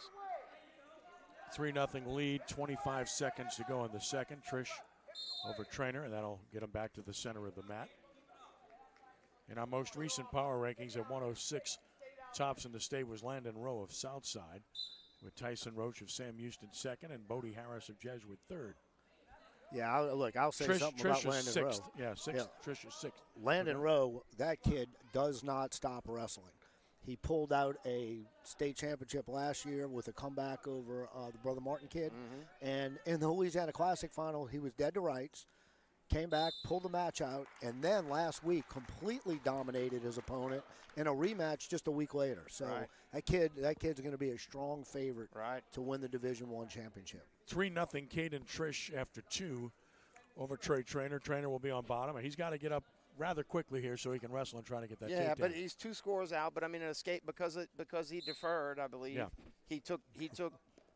He's now able to get the escape and takedown to tie it up here. No, we're not going to get in a not defer battle all day, Craig. No, because because Caden is up 3-0 because he didn't defer. That's correct. Again, it's just different philosophies. Different philosophies. And if he can ride for up to a minute, his chances of winning increase. About the only time that I deferred is if I didn't know if a kid was a leg rider or not. Especially going out of state. We've been in matches out of state before where I'm like, hey, get down, and we go down, and next thing you know, we're on our back and we don't get up for 2 minutes. That's right. Yeah, if you don't know, like so I said, that is a position where we do gauge it. That's right. Where you don't know what your opponent can do in certain positions, or you don't know where your best position to score is. Okay, so he's killed off 50 seconds already. Yeah, he's riding tough. Riding tough, and they are active enough, so there's no warning given here at any point. But Caden has been warned for stalling, so he's got to stay active throughout. He's doing a good job on top. He's moving his legs, and Trainer is trying hard. But Trish has done an excellent job of riding. He's already killed off 1:10 seconds. There's only 50 seconds left in the match. Yeah, it looks like here Caden's just a little bit stronger at this point. You're seeing that show. Tries to get the legs around, and here's to his feet finally. Trainer, can he get the hands broken? And nice. He did. So he's in the match. Gave him the one. 3-1 now, so he's in it with 33 seconds left. Now, as a coach, he really hasn't. He's done a good job staying in position. But as a coach now, you want to see him pull the trigger here. Yep. Take a shot. There you go. He took a shot there, and he got the leg. Circle. Still got to finish. Got to keep him in. And Trish wisely now right here, trying to get off the mat. 19 seconds left. No score here. That's real smart by Trey right there. Yeah. If he can circle around but he still needs to have some mat awareness and get off the mat. That's right. Caden did a good job in this position in the first round, if you remember. And he did it again. Yeah. Trish escapes beautifully. Trish is going to win the match. That's not over yet. Yeah, it is now. Okay. And so Caden Trish is the champion of the Catholic League District meet at 106 pounds with a hard-fought 3-1 victory over Trey Trainer. Pretty good matchup. Two freshmen. Two freshmen, and that Trey Trainer showed a lot of winning talent. I thought, he wrestled every second of that match there at the end. Yeah, major props to both of those young men as freshmen. They were very, very good. Well, we're going to see an undefeated freshman now, Richie Clementi. And I'm watching Brother Martin coaches right now. They're letting Trey know you took one shot. Yeah. And he's a freshman. He'll rebound from that, but that was a real good start. Right. Well, Clementi loves the Merkle. Outstanding. He's outstanding with that Merkle takedown. Right, but I would say that like with Trainer going back to that first match, if he wrestled the whole match like he wrestled that last 30 seconds, he'd be in real good shape. So, which Clementi, he looks like he's on it. He's got that Anderson locked up. Now he's looking for that tilt. He's going to elevate. And I love the fact he's got his elevator right underneath. As you can see, there's no space in between. Yep. We saw that Wednesday. And John Michael Bourgeois is very good at Jesuit. He's 18-5, and he's ranked. But Clementi's so good. Right. We saw that, and we saw that tilt Wednesday. I mean, we're talking about the number 1 and 3 ranked wrestlers in the state. Well, there's a huge gap. And there is a gap. And the number 2 is good, Ashton Saunier of Turlings Catholic. Ashton Saunier is going to be a Division II state champ. He's already a Division II state champ. And he's a senior. And I watched Richie Clementi in the finals of the Louisiana Classic really beat him well. beat him well. Right, but both Clementi and Sonia, they may be younger. I don't know about Sonia, but I know Sonia's a senior. Yeah, so Clementi's younger, but he's been around a lot of wrestling. Yes. So a 5-0 lead for Clementi, who is expected is dominating here, and that takes nothing away from John Michael Bourgeois. He's good. He just hasn't been able to really do much with Clementi, but then again, very few people have. Yeah, they've seen each other before. Yeah, I love the intensity. When they went out of bounds just now, Richie looked over at his coaches, and that's not a face that has any doubt on it. Right. And he's doing a good job here looking for his breakdown. And the bottom man's moving well also. He's not just laying there. He's coming up trying to score. He's a good wrestler. He's a junior, is John Michael Bourgeois. And right about now, he's thinking, can I get in another weight class next year? That's exactly because what I was going to say. This kid's a freshman, so, Yeah. I mean, you do think in those terms, too. Oh, yeah, absolutely. I would expect Richie to be 125, probably 126, 132, 138. What about this This position, would be a stalemate. Gotta be, right? Neither one of them can do much. And he's going to hurt his shoulder. They're Exactly. potentially dangerous. And you're talking about a lot of weight there. Even with lighter weights at 113, that's a lot of weight to be handling. So separate them. And we'll get John Michael Bourgeois in a down position as we go to the second. It's 5-0, Richie Clementi in control. A very impressive first period. Undefeated freshman is Clementi, coming in now 32-0 after a win in the dual meet against Jesuit earlier this week. He's right back on the bar. Against John Michael Bourgeois the other night. Yep, So, and he's right back on the bar. And if he gets that waist and wing locked up, remember he scored off the tilt last time. So And now he's going to bar that forearm if he can get off the hips here. So what about seeing each other twice in like 4 days and going against each other, right? You know what? It's good for both of them. I think it's an experience. It's a quality match. Yeah. Well, it's for John Michael Bourgeois, it's really good because you've learned something and you try to utilize it, although Clementi's just really tough. And again, if you're working with the guy who lost, John Michael Bourgeois, you're saying, okay, on this Saturday he scored here, here, and here. The one thing we don't want to do is allow the score from this position. If you get beat eight other ways, that's fine, but just don't get beat the way you got beat on Wednesday. So, to me, that was an important thing. There he goes right here. He should get back points here. He's got to extend a little bit more. Try to come in with the other leg. He's got the other leg in now. Scoot his hips around and get a little more on top maybe. Richie Clementi in a controlling position. And a little bit behind the head there, Yep. And that's why we tell them in that position. One thing I taught my guys, make a fist. If you make a fist, that hand is not going to go up the back. That's right. And plus, when that gives you that extra leverage. When you have that fist made, it just tightens the move up even more. But wrestlers, he's a young wrestler. He's a freshman. If we got there and the hand went up, and it cost him that position that he was in.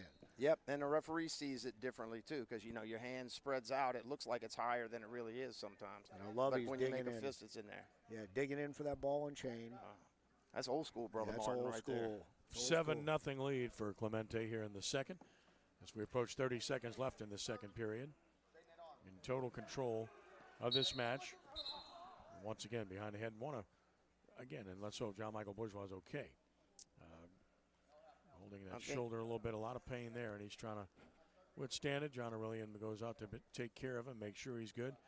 John, he was a heck of a wrestler too now. Oh, yeah. Yeah, well, Coach he's an expert technician, He spent that time in college and coaching college over there, and he really has a whole lot of expertise in terms of wrestling. And so we're looking, sometimes you get in these positions where it's not intentional, but where it's hard for the kid to turn, so you're cranking on him and you're trying to get him to turn, and it's hard for him to turn. Might as well throw that little football news in there, right? Yeah, I think we should. Greatest career in the history of pro football is over. Tom Brady is retiring. And thank you, Tom, for retiring. We really appreciate that. Now let's go get a quarterback.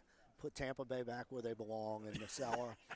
And come on, we're homers here. But I'll say this: I talk to athletes about this all the time. The guy's the greatest. Oh yeah, no question about it. And he's done it with class. And it's actually been a pleasure to watch, unless there was a couple of times where he was beating us. Well, of course, being a Saints fan too. Even though I grew up in Baton Rouge, I became a Saints fan getting married to my lovely bride who was a Saints fan. So we became Saints fans.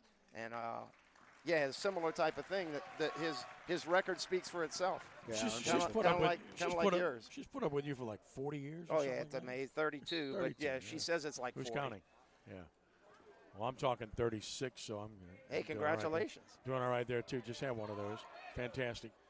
Yeah, I got lucky. I fooled her like 38 years ago. She bought it. By the time she figured it out, it was too late. So. Well, I was just saying that Robbie kind of has a little Tom Brady type career with the record speaks for itself. I wish. Robbie's got 10. Brady only has 7. Well, come on. Robbie wishes he had Tom Brady type money. Well, I mean, I understand that. I understand. Unfortunately, those high school championship rings aren't as valuable, That's and right. that paycheck wasn't as valuable. No, All right, this is tight here. One of the things I like about Clementi, I was about to say, when he wrestles very aggressively when he's on top, man. Yep. He's getting frustrated now. A lot of guys on top just don't want to give it up, and they're trying to ride and kill time. He's always looking for points and always looking. And it looked like they hit him. Did they hit him? They hit him for unsportsmanlike. Yeah. But I mean, he's just frustrated. Well, you know, the big thing that wrestlers this good have to take into account when they're young is the fact that they need to keep their cool. Yep. There's going to be a lot of times where they get frustrated because they feel that the match should be over a lot sooner. That's locking hands. Yep. He's going to get a free move here. Right. Yep. Well, the thing about that, too, is those better wrestlers have to learn that the opponent is going to stall and cheat and do everything they can just to not get pinned, and they have to be patient. Explain about locking hands for those that don't know enough about wrestling. Oh, well, if the guy's on his knees, not on his feet, and you lock hands around the waist or both legs, it's illegal to hold on to him like that. Which is why Clementi got the point just now to make it 8-1. Yeah, and for an inexperienced wrestlers, that's the hardest thing to pick up is the fact that when you get them to the mat, you've got to unlock your hands, and you can only lock in a pinning combination. Yep. Great go behind there. Yep, and he's going to get that. He's got that arm trap. He does. It's 10-1, and he's got a chance here. And I love the intensity.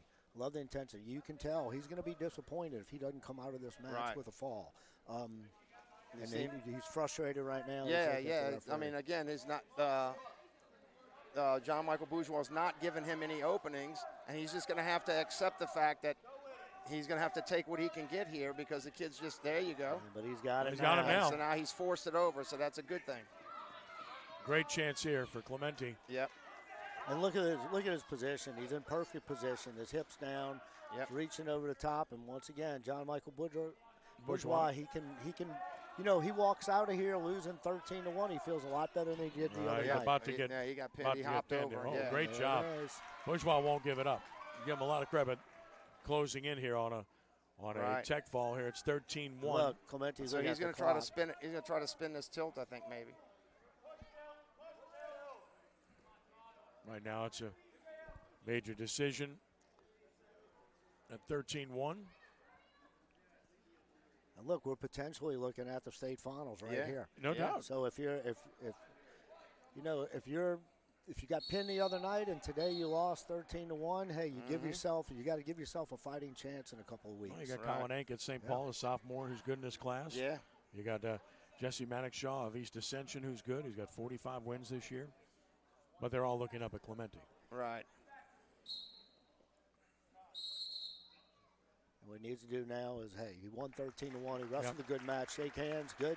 Yep. And off the mat. Great job. Richie Clementi remains undefeated at 33-0 on the year. Remember that name and state. He is something special. We're going to see another really good wrestler. Right. Brother Martin, a sophomore, and Jacob Elsenson coming up here. Yep, and sometimes like Clementi and like Coach Dautrieve in tennis, you know, you want that competition. And so a guy that doesn't so anyway, you want those competitive natures. So that it was good that John Michael Bourgeois kept fighting. I was the other night when I watched this match here. We got the 120 finals between Jacob Elsenson and Chase Haydell. I watched the match the other night, and I asked Blaine Elsenson when he came over to talk with me. I said, "Man, Jacob was a little sluggish the other night," and he said, "Coach, you know, it's one of those things, and this is a fact. You go through the school day."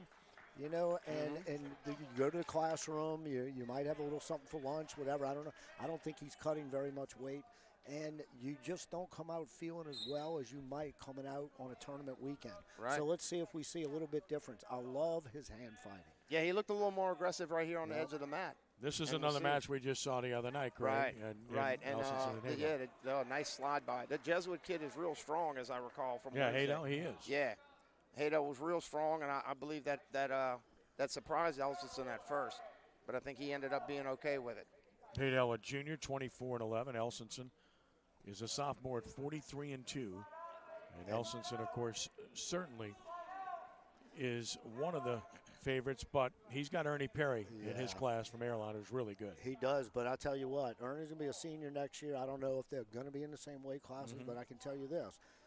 Jacob is going to only get better with Richie Clementi in the practice room with him every day and with the coaching staff at Brother Martin. I expect him to be a monster next year, and, I give him a fighting chance at the state tournament this year. But first, he's got to take care of business right now. Yep. 2-0 lead here for Jacob Elsinson. If you notice his ride too, Craig, he's high on the waist, but no space. Right. No space. Right there, I'd like to see him. There he comes. I said I'd like to see him get off his knees, and he did. Right. And I had mentioned this to Ken on Wednesday. The one I'd say criticism would be that the Jesuit guys kind of get broken down a little bit. They end up on their stomach a couple of times, and then they got to build all the way back up. Hate to see Haydell having to fight off his stomach all day. And that's what we saw the other night is Brother Martin's up position and the way they rode the other night. They just absolutely had Jesuit wrestlers on their stomach for most of the night.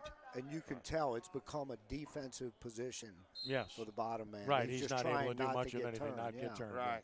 Right. Look, So- that's a dominant first round there. It's 2-0 though. Yep. It's dominant first round, but it's 2-0. Right. And there we go. Jacob wins the toss, and he goes down. He's going to get that 3-0. And he'll extend the lead, and he'll extend the lead here. We'll see. And you're right, though, Craig. That's a preference. How you coach your guys. Neither one's wrong. It's just the mentality that you get certain wrestlers in. But great job with hand fighting. Great job. Yeah. See, now that is offensive wrestling from the bottom. Right, and he never went flat on his stomach. Nope. He just was up and out. And like you talked about developing routines, whether it's defer every time or go down every time, the kids have that routine. They know what to expect. They're not surprised and they're not questioning, so they can act and don't have to think. Yeah. Now, if I'm Chase's coaches now, and I know, Nate or Jonathan, I know he's thinking right now, my guy's got to get offensive here. Yeah. We're dictating the shots. We're up 5-0 here. Like we said, it was 7-4 the other night. Jacob won the match. It seemed to be a lot closer. In fact, they were on their feet at 5-4. They were. And Jacob got that winning takedown. He looks a lot more dominant today. He does. He's totally controlled the match. Yep. Haydell was very – as Craig mentioned, what impressed us most about him was his physical strength. Yeah, but think about, you think about that dual meet day. Getting back to that. You're in class all day. You get out, you go to weigh-ins. You've got 1 hour until a match starts. All your buddies are there. Everybody's there watching, family, friends. It's Brother Martin versus Jesuits, the biggest wrestling rivalry in the state. You don't come out and wrestle your match. And look what he's done this morning. Right. He came here. He had a warm up with his team. He had a couple of matches to get to this position here. Right. All that food he put in his body, that's all worked out now. This is the kid that you'll see Saturday night at state. Right. And from Haydell's perspective, he's going to come out and trying to do the same thing he did Wednesday, but he's not wrestling the same guy he wrestled Wednesday. No, not so at all. that plays into it too, because obviously that's the thing about, you talked about wrestling two kids. Wrestling real close back to back. Well, the winners always want to wrestle the same match, but the losing guy obviously is going to make changes. Totally in control. He's ridden him out the entire period here. Which is again what we saw a few nights ago. They were so controlling on top. They just never let the Jesuit wrestlers get up. Yep. And So now right here, the Jesuit kid, Chase is going to take neutral. If he's going to take neutral, if I'm his coach, I'm letting him know, we better take some shots. Got to take shots. Yeah. Right. Now, last shot he took in the second round, he's going to get some setups and get a better shot, because he kind of took that sloppy shot in the second round and got taken down. He was But on that shot there. He was moving backwards. Right. He kind of thought lat drop there. Look at Jacob, though. He's staying in great position. Chest is over his feet. Look for him to score right here. Yep. And see it. Not a bad idea, but he's got to scramble up. He can't get stuck there. No. There you go. He broke the grip. He did. Yep. Elson's Now he's going to work the legs. Comes there you around go. and scores. There you go. Now, There's two. now look, I'm still thinking as a coaching staff, and I know they think like we're thinking major decision here. Yeah. Okay, so it's 7-0 now. Let's take about 20 seconds and see if we can get a turn. If we not, can't, we're going to get a takedown. Let them up, take him down, yeah. You know, because I'm sure, Brother Martin entered these finals with 252 points. I'm looking to score 300. I'm looking to score 300 and send a statement. Send a message out to everybody. Hey, we just scored 300 points at a 16 district tournament. Well, I just greatly admire Andrew Nicola for being all in here. He wants to compete, and he told me that earlier when I spoke to him early this morning. He said, we just want to compete at the highest level. We're not ducking anything. We want to have our guys in all the time, wrestling everybody we can, because we want to be ready to be our best when it matters. And we think the way to do that is to do this. Definitely. Right. Everybody has a different opinion, Look, but I get it. You don't want to take a long time off. You want to get your team ready for state. I mean, state's that 2 weeks is going to be a long time. Yeah. I know sometimes when we prepared for state, I had to call off the dogs because they were beating each other in practice, and you just don't want to see your teammates beating up on each other and wearing each other down. Well, so I think this is a great opportunity. Absolutely. Remarkable physical control by Elson. Like he's pitching a shutout here. Yeah, and like you said, the importance of routine. You're used to wrestling Wednesdays and Saturdays, Wednesday, Friday, twice a week, and now all of a sudden you got to maintain your weight for 2 weeks. It becomes a struggle sometimes. Yeah, but he's just grinding on. So this is what I expected to see on Wednesday night, and once again it holds true. We talked about this at the start. And Hado got to his feet and got a point, so he never stopped competing. And kudos to Chase Hado. Yep. One of my favorite major decision stories was Paul Klein against a Division II champ in the finals of the Colada. There were 3 seconds left. We needed a point for a major. And I looked at Nick Shields. I said, is he going to go after this? He goes, oh, you bet. And he took the kid down in 2 seconds and got the major decision at the buzzer. And that's the difference between the kids who are, champions and 4-time champions and 3-timers. That's the kind of things that they do. Yeah. Terrific young man and wrestler, Paul Klein. Really, really good. We're going to see Ty Duncan coming up, who's awfully good here, too. Yeah, look, in the semifinals of the Louisiana Classic, he took Price from Shaw to the limit. Price showed why he's a 3-timer, about to be a 4-timer, by pulling it out, but they went to the limit. I thought Ty had an excellent plan coming out in the Louisiana Classic semifinals. I believe he came back and got 3rd, and there's a quick 2-point takedown. Yeah. Right away. He started off the year at 138. Oh, wow. Yeah, started the year at 138, slowly worked his way down, and he's been one of those kids at Brother Martin who's been filling in for Coach Nicola for the past 2 or 3 years, wherever they need him. They just throw him out there. Why forfeit? We can put Ty in there. Look what it's done. It's paid off now. This is Cole Curry of Rommel, a senior. He's 19-11. Ty Duncan, a huge favorite. The junior at 38-13. But kudos to Curry for getting to this match. Right. For Rommel. But Duncan clearly looking the part of being superior. He's got a nice cradle locked up, hips to the side. He's just got to readjust his grip now. He readjusts his grip here. As you can see, he's starting to do it. He needs to get that knee up. And Curry's countering pretty good here, getting his left hip in. If I'm Ty, I come to the side and bump that hip. And he broke that grip. There we go, and right here. And love the fact that he's not letting him go out. Right. He's keeping him in bounds, keep wrestling. And I like the fact that Curry went straight from there, straight to a stand-up. He didn't give him a chance to reconnect the cradle or get into any other top move. And that's so important to do that chain wrestling, to keep moving. We talked earlier about, where Louisiana ranks in wrestling states, but, the big thing is it's just that split second of reaction time, and that's chain wrestling. Our kids stop for just a split second and think about it. And the best kids in the country aren't doing that because they've been doing it for so long. Right. So if you're a young kid out there, that's what you want to work on. I use this example all the time. My favorite baseball player is Derek Jeter. How many times did Derek Jeter play pitch and catch? Just pitching and catching, working the most basic fundamental, and that's what in wrestling. Hit those stand-ups over and over, hit that single leg, that double leg over and over, and then you won't think about it. You'll just react. Yeah.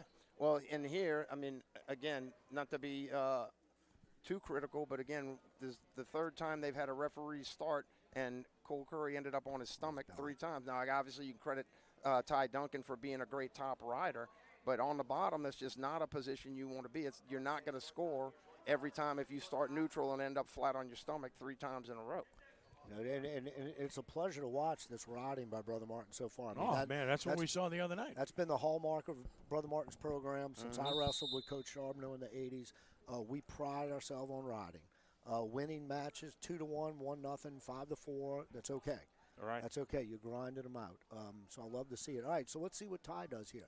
We talked about the bottom man collapsing to his belly, so let's see if we can get some explosion on the whistle right here.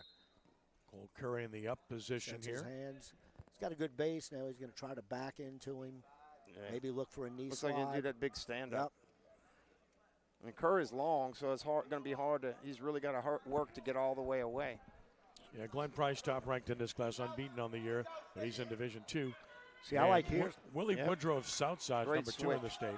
I was just about to say what I like to tell him here is a standing switch. Yep.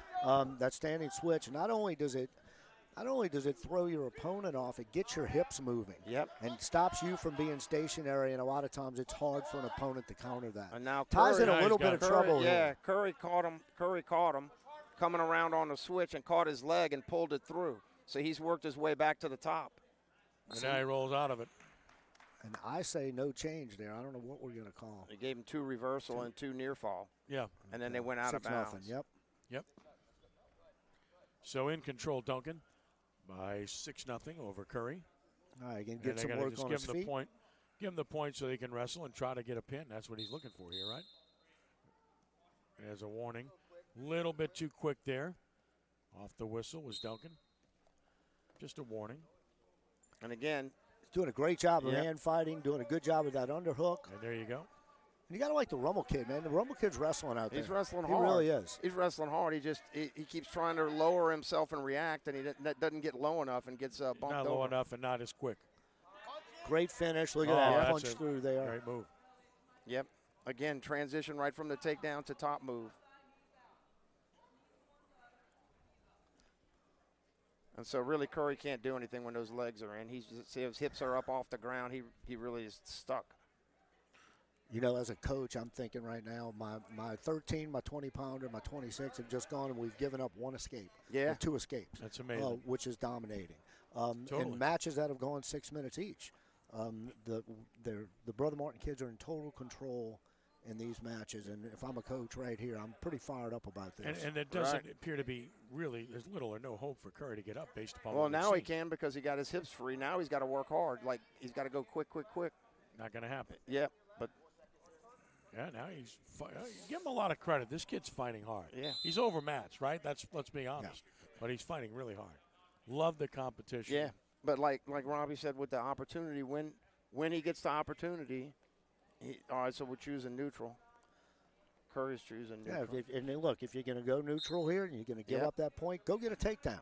You know, this takedown might not mean a big difference today, but might be at state next week. Yep. Or in Great 2 weeks. job so to get to the underhook. leg there. Yep. Yep. Underhook to a single. He's going to go to that seatbelt and circle around and get Sweep his the 2-point leg and get the takedown. 2. And look, the best time to turn a wrestler. Curry fighting to try to avoid the pin here. If you're a young wrestler out there, you need to remember the best time to turn someone is when you take them down. That's right. The transition off the takedown because they're not expecting it. Yep, that's the time. And what is the bottom man thinking? He's thinking, oh, no, I just got taken down. And for that split second, he loses it. And we worked on that over and over and over. High crotch to a half, to a leg Turk, whatever it might be. But look for those back points. I'd put him up again here. I'd shoot for a tech on his feet. Yep. I mean, he's going to need a couple back points mixed in. Yep, and Curry again is circle. He looks like he's waiting for an opportunity and just can't get it. Yeah, Ty Duncan just shooting and going. He's the more aggressive guy. So it's 14-2. So he's Duncan, he might cut him here. Yeah, he's going to let him go again. Right. Going to let him go again. And immediately took the shot, and Curry pushed him back. I like Curry. Yeah, you gotta like Curry's that. tough. This kid's competing. Look, he's not going to beat. He can't win this match. Duncan's just better. And Duncan just smiled at him. He did. And shot in and said, Duncan's really good. Took him down. He's too good for him, but I like the let fact him that the go other again. young man just won't quit competing. Right.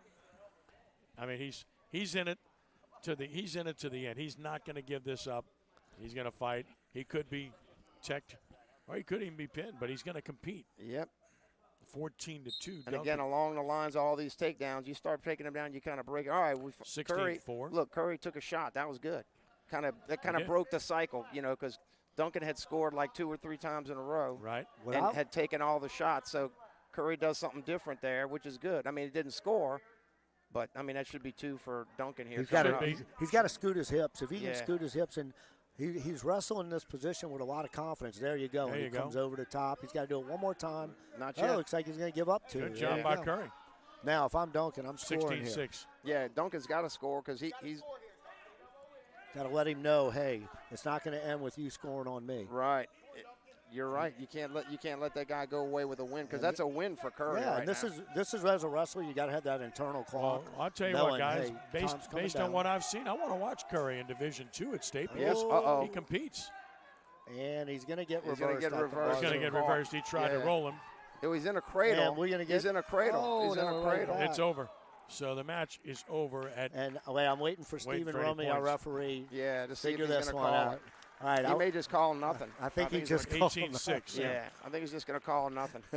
18-6 Ty Duncan commands that match and wins over Cole Curry. Outstanding job by Duncan, who's another Yeah. wrestler unquestionably to watch I didn't in see. Division I at State. I didn't see the cradle before the reversal, but anyway, All right, so we it got worked out. we got It two worked good, we out. got two good wrestlers here. And the referee didn't have to make a call. That's there. what I'm saying. We And got- look, Steven wrestled for me. He's a great wrestler. He's doing a good job as a referee, so I'm not going to give him a hard time. No, he Two- does a real good job. He stays does. calm. He's refereed some big matches. Two of the best in the state here. Mason Elsonson at 38-1, 39-1 now, coming in ranked number 1 in the state. But Carter Burgess is 43-8. He's very good. Having a And great he's- season. And by the way, Division II has most of the best wrestlers in the state at 132. Right. If you look at it, Ethan Boudreaux of Turlings Catholic ranked 2nd. Daniel Oliver of North DeSoto 3rd. Carter Burgess on the mat right now. Rummel is 4th. Right. So Division II's loaded in this class at 132.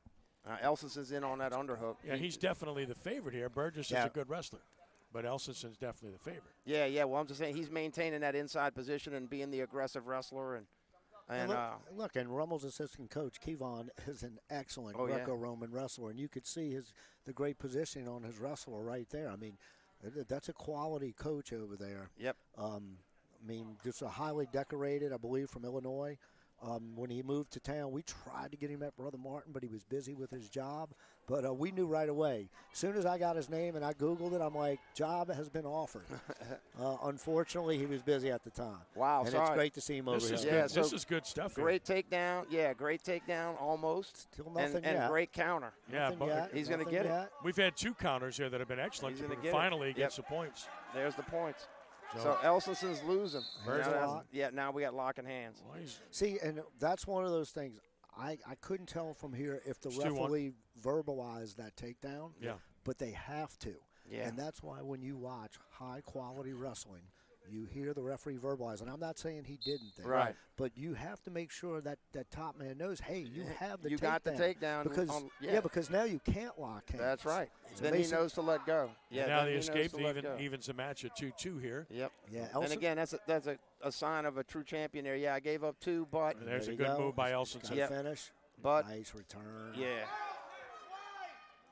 Elsonson with a beautiful job. So sometimes it just takes you get scored on, and it kind of wakes you up and get you going a little. And that score should be 3-2. Yeah. They haven't adjusted it yet. And the period, that's 4-2. He gave him a takedown. So 4-2 in favor of Elsonson after 1 period, but a good period of wrestling Real good first period. for these 2 young men. And as I mentioned, Elsonson's probably the favorite in the state in Division I, but the young man, Burgess, is going to be in the semis or finals in the state Division II. Yeah, I would say Mason's an overwhelming favorite in Division One. He's got a great year. I mean, there was a time where I didn't know if he'd ever make it to 106, if he'd ever get to 106 pounds. So it's great to see him at 132. Right. And he's now got a 5-2 lead with that escape over Carter Burgess. And again, those Brother Martin guys do not stay on the mat Got the from leg the here. down position. Now look at It's it. just a great double to a single. Oh, what a job by Burgess to fight out of that. Yeah, but again, he's hard on defense, and Elsonson's just so strong. He He is. tried to get low. He tried to duck low. Great and couldn't get takedown over Got there. it. whipped there Great with a takedown. 7-2 for Elsonson, who's in control now.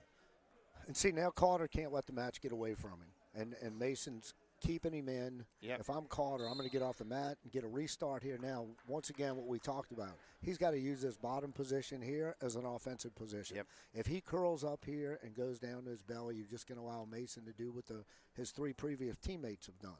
Just get that tough, hard-nosed ride on top and look for back points here. Yep. And kill all the time, and you got to make up 5 points. So you got to get scoring. Doing a good job trying to run that spiral, reaching across, looking for that far arm. Still got to get him broken down flat. And bottom man needs to hit some moves. Yeah, and he's doing okay with looking tilt here. Yeah. We got that near arm trap. No, he's now in control. Unfortunately, he's flat. Look at him there. He's grabbing the forefingers. Yep. Bringing that hand back. Familiar spot for a Brother Martin wrestler. Yeah, they're so tough on top. Once again, do you see any space? There's none. They're cutting down that space. He's using his head. Look, when he's on his ride, he's coming up on his toes. His knees hit a little bit, but he's doing a great job of keeping that pressure on. And Carter now he's wrestling defensive on the bottom. He's countering everything that Mason does instead of trying to hit his Instead moves. of being on offense, exactly right. And he'll hip over a little bit when he gets an opportunity, but that's not a super effective move. He's got a little opening. He's got to go now. He's looking for that, and he's got that create chicken some wing. movement. He's got that chicken wing in deep. Right. He needs to take him to a side. Period winding down here, 10 seconds. Just gotta, but the longer you wait, the more control Elsinson can get there. Unable to escape. He's tilted And up. off the mat that's it. Period ends at And 7-2 in favor of Mason Elsinson. If you're Mason, you've got to like the way you battle back. I mean, I can imagine he's probably only been taken down a couple of times this year. Right. And once again, there's the old stat. The guy who gets the first takedown wins 65, 70% of the time. But when a good wrestler gets taken down, a lot of times it's just a wake-up call. Yeah. Well, like I said, sometimes it's just a wake-up call. And a good choice choosing neutral here, not bottom. And he is another great low single shot. He's got a really good shot, that low single. He's just got to work to finish. He scored last time on it. And if you notice there, Mason was flat-footed again. Yep. I think he needs to get a little bounce back in his step. You don't want to be predictable. You don't want to give your opponent a stationary target. It looks like what he did. Look at it. And maybe a little too comfortable, heavy on that left foot. Nice shot. Took a nice shot there and got the leg. Left. He'll use this. He's going big here. He'll use this. He'll get the cradle. Yep. He'll lock up the cradle here. He's got that leg pinch. If he can step over, he's just going to get his two. Just going to get the two. Wow. Not yet. How flexible is the Rommel guy? No, I'm impressed with these last two Rommel kids. There's a lot of fight in them. And you're right, Ken. They're going to make some waves in Division II. Well, I mean, I think the realistic goal for them is third. They can't beat Turlings or Shaw. Yeah, that flexibility is so important. You see, he got himself out of what I thought would have been a sure takedown with that flexibility that he has. Great arm drag to a shot. Well, great job. Again, Burgess just able to avoid Burgess that. Every out. time Burgess takes that low shot, he gets trapped. All right, and so there we go. Now look. There's a two. Yeah. So a 9-2 lead. Elsinson in control. Now a chance for Elsinson. Nearly had him exposed. Getting instructions from his coach. Two more coming. Oh, he gave him there. It is fall. 11-2. Yep. And once again, Brother Martin wrestlers are going to look to get out of this match with giving up less than 2 points. And so, and they've grinded on a. Yeah, he's just that tight waist is so tough. I mean, you may not be able to see it real well, but that tight waist is so tough. You're trying to breathe, and that guy's got that arm across. You mentioned your buddy Kenny Spellman. He had a tough tight waist. I happen to know that from personal experience. Did you wrestle Kenny? There we go. 11-2 final. Mason Elsinson is the were you Catholic one of League his- champion at 132 pounds. Were you one of his many pin victims? I think he don't- had 4 or 5 in his career. Yeah, I Were don't you know. one of the pin victims? I don't remember. I was famous for losing to some of the best wrestlers in that era. Kenny was a grinder and a winner, and grinded out more close victories, but they really wasn't that close. No. That was just his style, and that was our style at Brother Martin at the time. Oh, and here we go. Yeah, here we go. Snap down.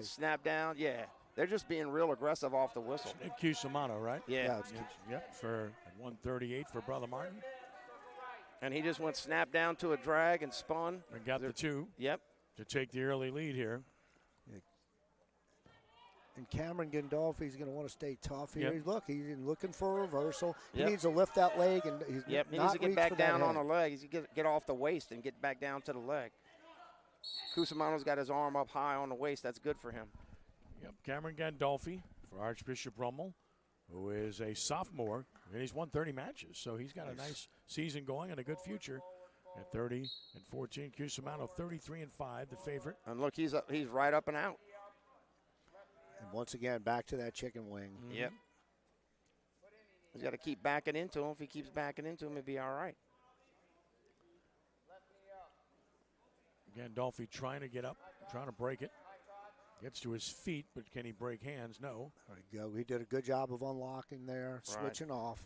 And sometimes it's almost, wrestling's a little counterintuitive. You know, you're trying to get away, but sometimes the best way to get away is to push back into the guy and get pressure into him and back him off. Once again, control on top by Brother Martin wrestler Nick Cusimano. Taking care of business. Oh, this is bad. Oh. If we had the college riding time rule, Brother Martin has built up probably about 15 or 20 minutes of ride in these first 4 or 5 matches. Well, again, it's exactly what we saw against Jesuit. Done an excellent job. He needs to keep his hips up here, looking for his tilt. Once again, looking for that ball and chain, needs to drive on his toes, which he's doing a good job of. Yeah. Now he's got the ball and chain locked up. So now, we used to go through the stroke pride. That elbow's in short. too deep. Yeah, there you now go. He's got it. All right, so what we would do here, we take him over, we get our count. Get 1, your 2, count. 3. Then we take him back over and look half. There you go. Take him back over, pull that arm out. Here we go. And then look for the half on the way down. Nope, it's not there. Go back to your tilt. Oh, got there's your 3, so a 5-0 lead. Real nice job, Rodney. As you can see, like most of the wrestlers, he's using his head to push his head down. Young wrestlers out there, you need to realize that forehead, that top of your head right there, that, I'm not going to say that's a weapon, but that can be a great aid when you're trying to limit space, good switch. Keep your person down, yeah. Beautifully done to take a 7-0 lead. But Rummel's got a little re-switch going, so he's. You did a good job of adjusting. He didn't get out enough, though. He didn't get out enough, so Cusimano's going to score. So now he's got to give that up and go to something. He's hanging on, I think, a little too long. Yeah. I think he's got to get onto his bottom moves and go. Through 5 championship matches, no falls yet in these title matches of the Catholic League. And so now he held on to it. He held on to it a little too long, and so now he's kind of stuck on the bottom again. 7-0, and Cusimano in a familiar position. Totally in control of Gandolfi, he's trying, but again, once these guys get you on your stomach, it has been near impossible for the opponents to find their way up. Well, like Robbie said, the guys, then they get these warm-up matches. So you've wrestled 2 or 3 times already today, and now you got this guy pressuring you, squeezing your guts. It's tiring. You got to be in shape. It takes a lot. I mean, it's easy just to lay there and try to survive, but to do what he did, to do what Gandolfi did there and stand up, takes a lot of guts and courage. So that's really encouraging to see him get up and out. And you see him kind of hustle back to the middle. Yeah. Be ready to go. He's still competing. 40 seconds left in the second. And Nick Cusimano. Yeah, look, these Rumble kids are getting a world of experience from these matches. These are high-quality matches that you just don't go out and get every weekend. Right. You're wrestling some of the top-ranked kids in the state, best team in the state right now, and you're getting matches. You're getting yourself ready 2 weeks. Now, this is got tight. A chance here. He's going to step over. He did a great job. He needs to throw the half. He got it. He's got him right here. Scoop. He's got him on his back. Claps his hips. Got him on his back. Rolled out of it. That's a way to fight off. Should be. It is. A couple more to make it 9-0. Ooh, it seemed like he was on his back. Yeah, he left it a little too loose. Yeah, that was. But it looked like he should have gotten 3 near fall. That was a long 2-point near fall. Once again, if you're gonna choose neutral, let's take a shot. So third period begins. Got the head here. Got to do something with that. Gandolfi trailing 9-0, trying to score here. Oh, nice. But now a great job by Cusimano, and he's got another shot here. Yep. So in wrestling, we always try to, and Robbie will help with that. We always try to counter, not necessarily defend. you know, you're always looking to get to offense somehow. And these Brother Martin guys just seem to take the offense out of their opponents to where they put them on defense, you know. 11-0. All right, there he goes. He's coming up to his knees. The question here is not who's going to win, but will it be a major decision, a tech fall, or maybe even a fall? Gandolfi's not giving that up. He's minute and 16 left. All right, so again, as a coach here, Gandolfi, we want to score one. We want to score here. Come up with something at the end. We got to get a win right here at the end, like the score is 0-0. You know. Yeah, he keeps bringing that knee to his head. He got cradled. Boom. Now, if Cusimano can adjust here, he's getting near fall. That's 2, 3, 4. He's got his 3 near fall. He's going to be up 14-0. Not let him go take him down. You got a minute. Get the match over with. Or he may tilt him. He's got that arm. 45 seconds left, 14-0. One more score, the match is over. Yeah, I'm thinking let him up, take him down. That's what I was just about to say. Well, the coaches haven't. He's got that arm locked up, so the coaches think he can. Coaches think he can score. Yeah, sure.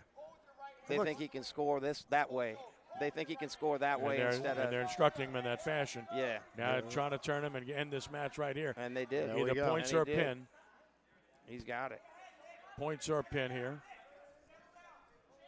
Less than 20. Hey, and there's nothing better than a 17-0 fall. Right. So if I would work for that pin. Rolled out of it, so that'll do it. Go. That should be the end of the match, and it is. You get a 3 and a 17-0 victory for Nick Cusimano, Catholic League champion at 138 pounds over Cameron Gandolfi. Impressive showing by Cusimano. Yeah, definitely. As you said, 17 points. That's a lot of points. So now we get to 145, where Kemp Durant will be on the mat, 33-6, ranked second in the state of junior. And we get our first look at a Holy Cross wrestler here, Robbie. Yep, I'm not very familiar with Gunnar. I am familiar with Barant. Gunnar Guidry. Barant's been tough since he was in our kids club. Gunnar Guidry looks a little like an athlete. They're a pretty solid wrestler. Holy Cross has some good wrestlers. The best of their lot were not entered in this tournament, as we talked about earlier in our pre-match discussion. Yeah, I was looking forward, too, to seeing the 152 match with Ritter against potential match against Ritter and DiGirolamo. Yeah, I think that would have been a good one. They haven't faced each other this year. Looks like DiGirolamo will be a good number shot 2 on the seed. leg here. Yeah, he's got in on the leg. Good job by Guidry. Guidry fought out of an underhook and took a good shot. Guidry's pretty tough now. He's like I tell you, he's kind of short and athletic, so he's a freshman. Yeah, he's getting lower. He's getting lower, and so he's getting in lower than Barant. So he's getting shots in. Barant's 34-8. Guidry's only 9-5, but he's been impressive in his term. We saw him score a couple of pins earlier. And now a chance here. Guidry fights back again. He's moving. With a 9-5 record, I'd like to see if he can keep up this pace. Right. Because this has been a blistering minute and 10 seconds. It has been. And, you kind of see Barant he knows to slow things down here. Right. And I made a mistake there. Made a big mistake. Yeah. That should be 2. The legs hooked. That was 2. Yeah, once you crossface it, it's definitely 2. There it is. See, that was 2 8 seconds ago. Referee calls it now. Now, Guidry needs to base up, and he did. And he needs to get going right away. Yeah, again, the longer you sit and wait on the bottom, the more you're giving up tilt points already. Right here, absolutely. Just got a 1 swipe there, so not quite. So now again, right now he's got to go. He's got a chance. Couldn't quite do it. 10 seconds ago in a period, and a 2-0 lead for Durant. There's those little windows of time when the top guy takes a little pressure off, and you got to explode through him. That's the end of the first period. Very active period. Yeah, I'm watching Guidry right now to see how hard he's breathing, because he came out like a ball of fire there. Yeah, energy. He's on top now. Let's see how quickly. All right, so what's that first move he's got in mind? He went tight waist ankle. Yep. Barant got up. And again, he hadn't switched off. He's not doing anything with it. There he went to the arm. He's got to keep that pressure going. Yeah, you see a difference in top riding between him and the Holy Cross kid and the Brother Martin guys. Yeah, the Brother Martin wrestler here, Barant, didn't wait and react. He's got his own move in mind. Right here, he's going to score from this. He needs to slide down, break the grip. Yeah, there he goes. Just flatten him out and thumb in the hips. And take that left hand now, come back, break the grip. Pull that elbow. He just pulled that elbow up. Yep. Now he broke the grip. He'll score here. He's scoring right now. He's got to hook the ankle and crossface. Guidry just holding on to that left leg. Yeah, so he's going to try to cradle. He's going to score here. He's got the cradle locked up. That should be 2 because he's got the cradle. Even if he has the leg, it should be 2 because he's got the cradle. And now he's got him exposed.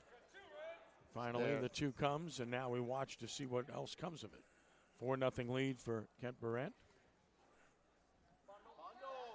Guidry trying to fight back. And Guidry's got to go. He's almost up. He's just got to go. He waited. Easy for us to say, obviously, but these guys are just tough on top, man. Tough as you can possibly imagine.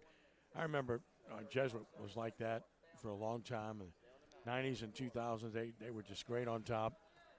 They just would not give you the point. Right. Yeah, well, Jesuit did a great job of adapting. When we cut into Jesuit, they were winning state by 50, 75 points. We cut into them in 96, almost upset them.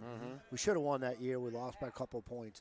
97, though, they adapted. They went to a cradle. They literally bought the cradle to Louisiana in mass, and they cradled everyone that year.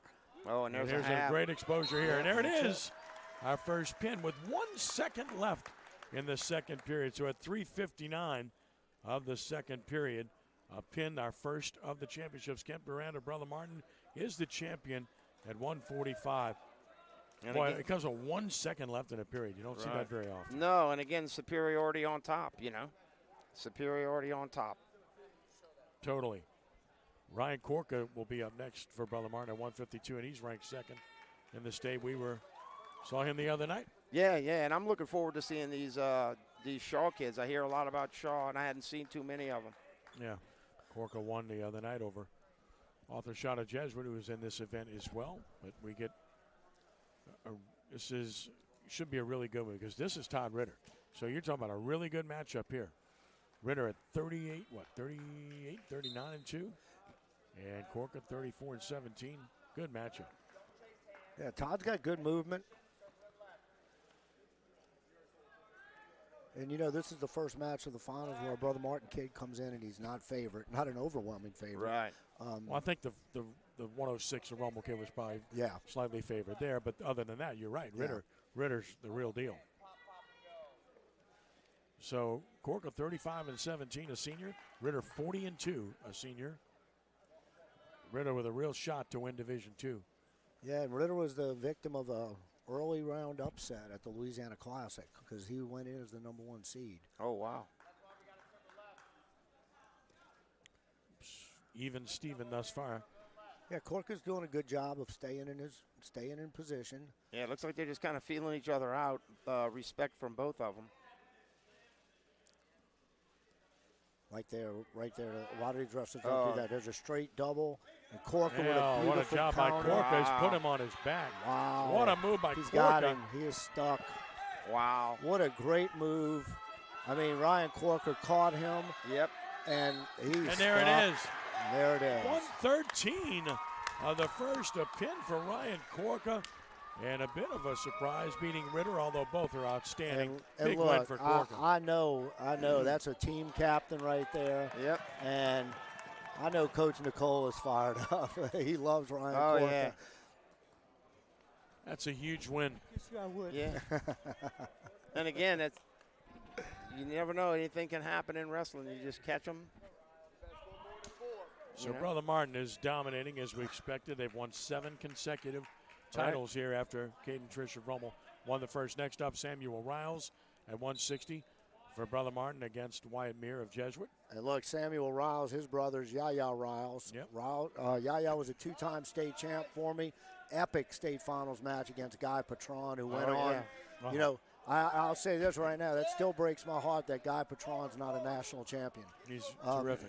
He should have been a national champ. COVID, they were already there. Yeah. They could have weighed in and wrestled. But at the time, we didn't know. But, and then Samuel was right on it, just like older brother. Mm-hmm. So we saw this match. We saw this match Wednesday. Yeah, we did. A 4-0 win for Riles. Right. Well, he's coming out with a lot of confidence today, a lot of fire today, looking to get some quick back points. Yep. It looks like that, again, that Brother Martin momentum. You know, they watch all their teammates win. It really builds up that momentum. No, it does. And I can tell you, a kid like Ryan Corca, who I remember him as an 8th grader, you know, just a great kid, comes to practice every day and works hard. Great to see him come out and get a big fall against a kid who's probably going to be in the Division II finals. Oh, yeah. And again, although that's 2 straight losses for Ritter in the last week, right? Yep. And here we go. Riles had a cradle, walked up for a second. Probably got 1 count there, but definitely not a 2. Right. So, and that's good. Hey, yeah, it's good of a shot to get up there. Again, Brother Martin just getting it done in great fashion here. 7 consecutive titles won here. It's not bad. 7 district champions in a row. You got to like the mat return there. Yep. You know, a couple of those mat returns. But the Jesuit kid's right back up, so that's good. He's got to do it again. Not for long. He's got to get right back up. I know, but he's just got to keep doing it. Man. Yeah, but you got to match that intensity and toughness.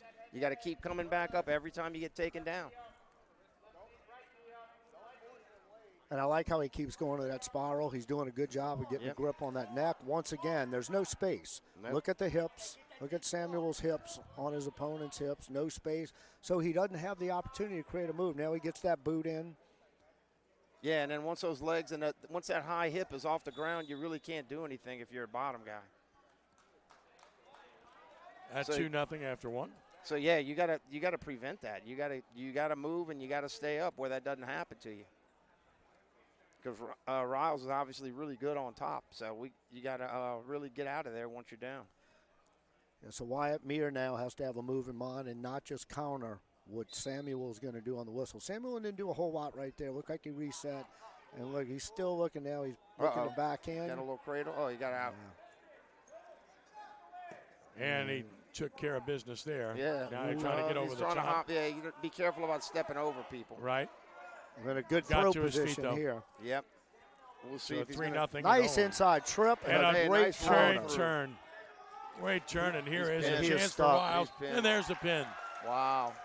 At the 1:32 mark of the second, so 2 minutes and 28 seconds. 3rd straight pin for Brother Martin as Samuel Riles pins Wyatt Meir, and the Crusaders are dominating. 8 consecutive victories for Brother Martin. Yeah, and don't look for the momentum to stop here because I know one thing. Rocco Horvath is a hammer, and now he's fired up. He's watched his buddies come out and get some big pins here, and I do not envy Zaylin Wilson what he's about to go up against here, but we'll see. Zaylin Wilson's a good one. He's ranked top 5 in the state at 27-8 overall, but Rocco Horvath has been a dominant wrestler, and he gets to dominance right away here. Horvath at 43-1, the senior. Wilson at 29-8, the senior. So Horvath has lost a match this year. Yeah, lost a match. He lost a rematch. He defeated the state champion from Tennessee in the finals of the Black Horse tournament. And then Christian Brothers came to the Colada. Yeah. And there was a rematch in the finals, and that's his only loss of the season. The He's got that claw tight. Yeah, the Horvath boys. You know, Riley wrestled for me. Yep. Rocco's been great. There's another one on the way. He's a freshman this year, getting a lot of good time. They're just tough kids. Yeah. 2-0 lead for Rocco Horvath over Zaylin Wilson. Again, Zaylin Wilson at Shaw is going to be right there in state in Division II. Ranked 5th in the state right now. And just but the problem is he's got John Paul Travasos, who's really good in that class, who I've seen a couple of times. You know, and just like we talked about with the Rummel kids getting valuable matches, you know, this beats sitting at home in your practice room. Oh, yeah. Coming here, getting quality matches. You can't replicate this in practice. There's only a few teams in the state that can replicate it. And that's the advantage that the bigger teams have that have the backups. Mm-hmm. And for these Shaw kids coming out and getting these quality matches, it's much better than going to a practice this morning. Absolutely, and it forces you to wrestle even bigger and better than you would normally do, like you said, every day in the practice room against your regular opponent. Yeah.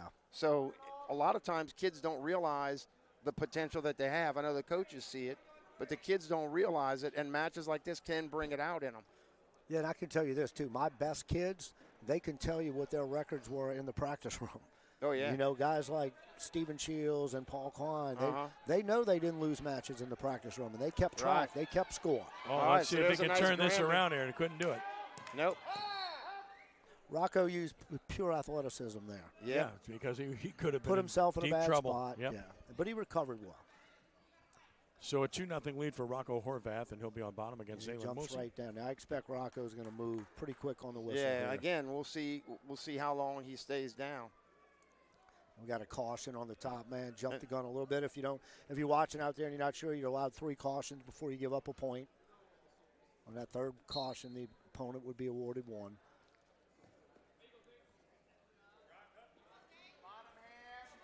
Horvath's doing a good job of hand fighting, and there you go. He's away. Got his one escape. Got in on the leg. He got hand control. And he transitioned right into an offensive move, which is really good. Nice so trip, he's going to score. 2 takedown. Yep. Extremely well done. 5-0 lead for Rocco Horvath. So now we'll see if the young man from Shaw can replicate that and get up and out quickly, like Horvath did, because that's what needs to happen to maintain the competitive nature here. And he didn't have a move on bottom. No. And see how he's got his head down on the mat? You're not going to score from there. You need to. You're not going to be able to build your base. You're not going to be able to score, and you're going to give Rocco time to work that chicken wing. And now he's on top with a boot in. Claw to the leg in. And again, that's where I was saying you can see the mental state where, like, the match, he's got the bar. So now he's at a spot where he's trying to stop Rocco. He's just playing defense. I just think this is a program and a team that's on a mission because, again, it doesn't seem like very long ago I was in Baton Rouge, and St. Paul's was solid, strong, and clearly the best team to win Division I in Baton Rouge. And Brother Martin didn't finish second and didn't finish third. Right. Finished 4th. Yeah, I think what Brother Martin needed last year, they needed seasoning, they needed matches. I think that layoff was a big detriment to them. Yeah. And that was, I know it was disappointing for that coaching staff. But, I mean, I couldn't be more impressed with the way this team has bounced back.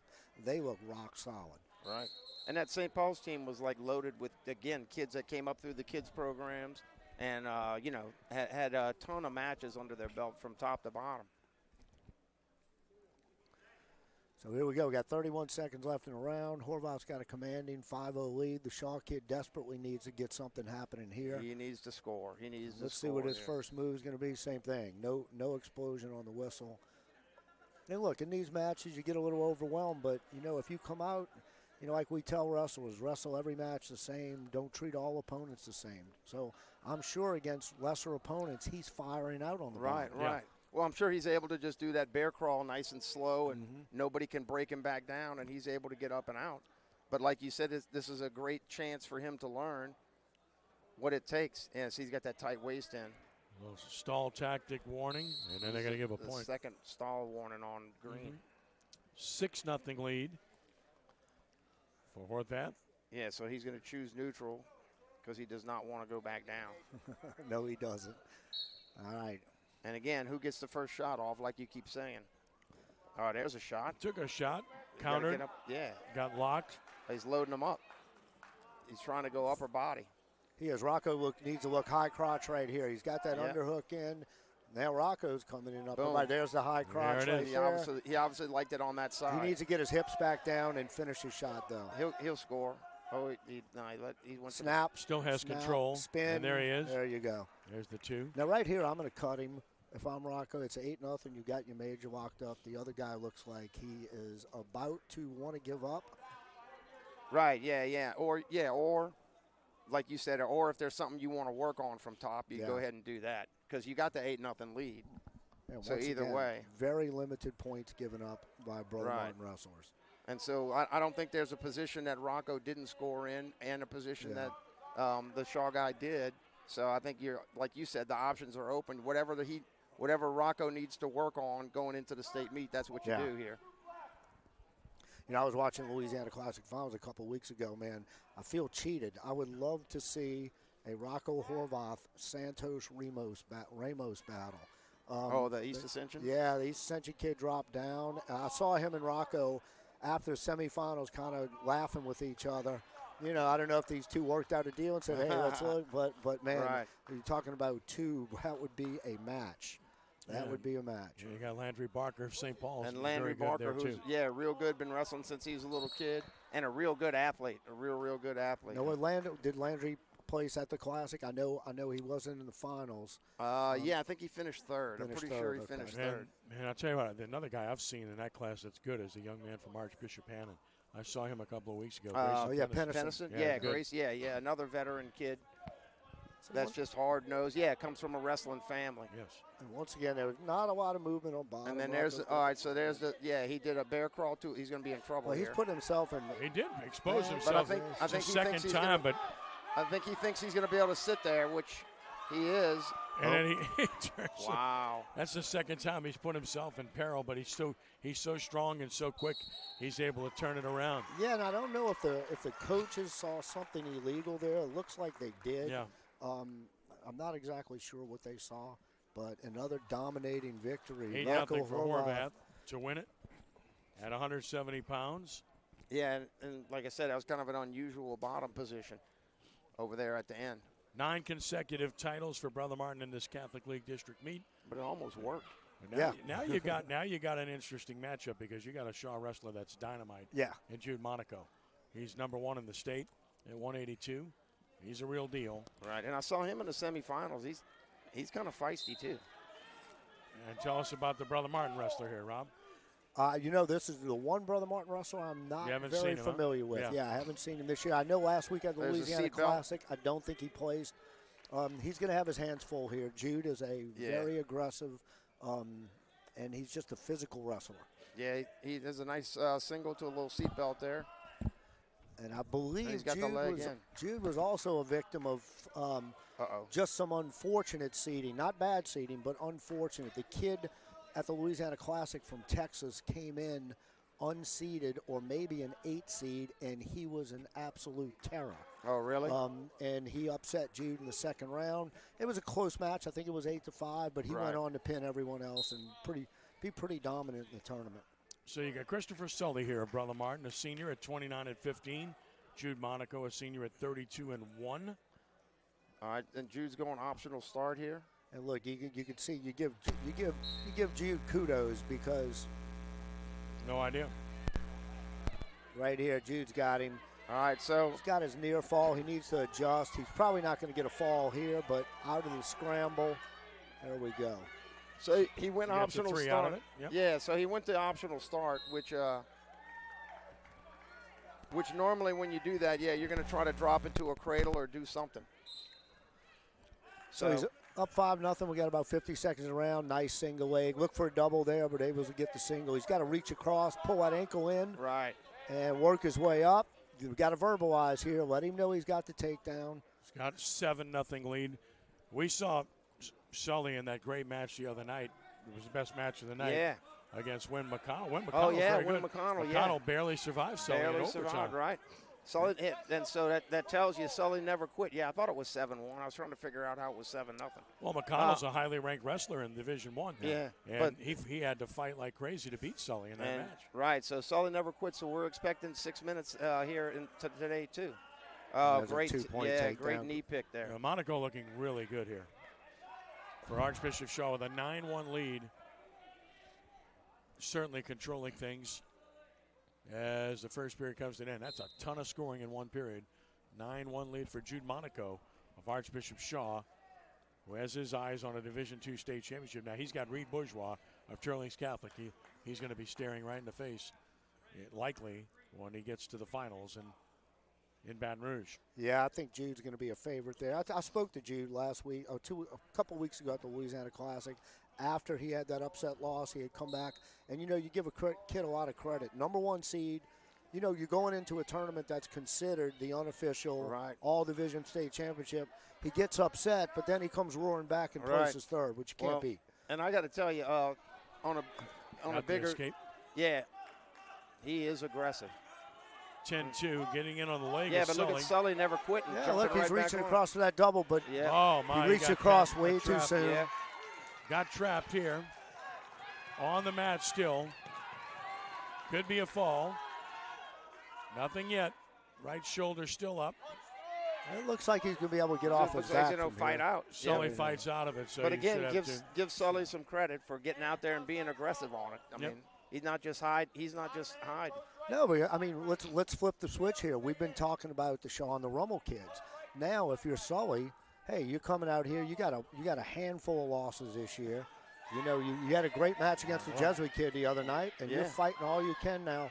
Any minute you send out here, each second's that much more experience. Sully is 15-2, but now he gives up 2. And so, again, trying to be aggressive defender. Oh, that's it, or is it? No, that should have been a 2 for Brother Martin, I thought. That was a tech. That's it, 17-2 final. So a technical fall. Yeah. Jude Monaco of Archbishop Shaw is the champion of the Catholic League at 182 pounds, 17-2 over Christopher Sully. Great showing by Monaco. All right, and this kid here, Luke Oler. Luke had an injury right before the state tournament last year, which probably cost Brother Martin about 24 points. So you could say they probably would have been in a position to be the state runner-ups if Luke would have been able to go. And I know he's hungry as a senior this season. Right. And so Luke Oler at 195 pounds, looking like he's got control right away. He gets a significant physical takedown on Jackson Calderero of Jesuit, whom we saw a few nights ago. That's right. So Oler taking the early edge in this one. And he's got his cradle locked up. He just needs to bump the hip here. There he is, bumps the hip, knee in the side. I love the head and the temple right there. He's going to extend. He's going to definitely get his near fall. He's going to have to adjust a little bit. They were in the same position the other night. They were in the same position Wednesday. He was up on both knees. Yeah. There we go. And he didn't get it the first time the other night either. Here we go. He pinned him in a minute 22 seconds. Right. On Wednesday night. He's going to readjust now. He did the same thing. Yep. One more time. He just got to get his knee in the side, push away a little bit. You got to get that bottom shoulder down, that inside shoulder. You got to push his hips away, not hook in. He's got to get that leg from underneath. Yeah. Also. There you go. And so he's getting his points. And it should have been 2 sets. It looked like he broke the grip. It looks like they're only giving 1 set of back points. But, yeah, he can run that half. Oh, he's going to hook the... Punch it through. Yeah, he's just got to be careful because he's got to let those hips turn. The referee will try to stop it. Now he can turn it. Now he should be able to take it over. He should take him one side. Got to watch his back. Yeah, watch his own back. Exactly. I think he'll be all right. He's just got to take him one way or the other. But, yeah, see, here he's high a little bit. He should stretch that arm out and try to get himself back. Yeah, I'd like to see him readjust right here. So unlike we saw 3 nights ago, Calderero will survive the first period here. 5-0 lead for Luke Oler of Brother Martin.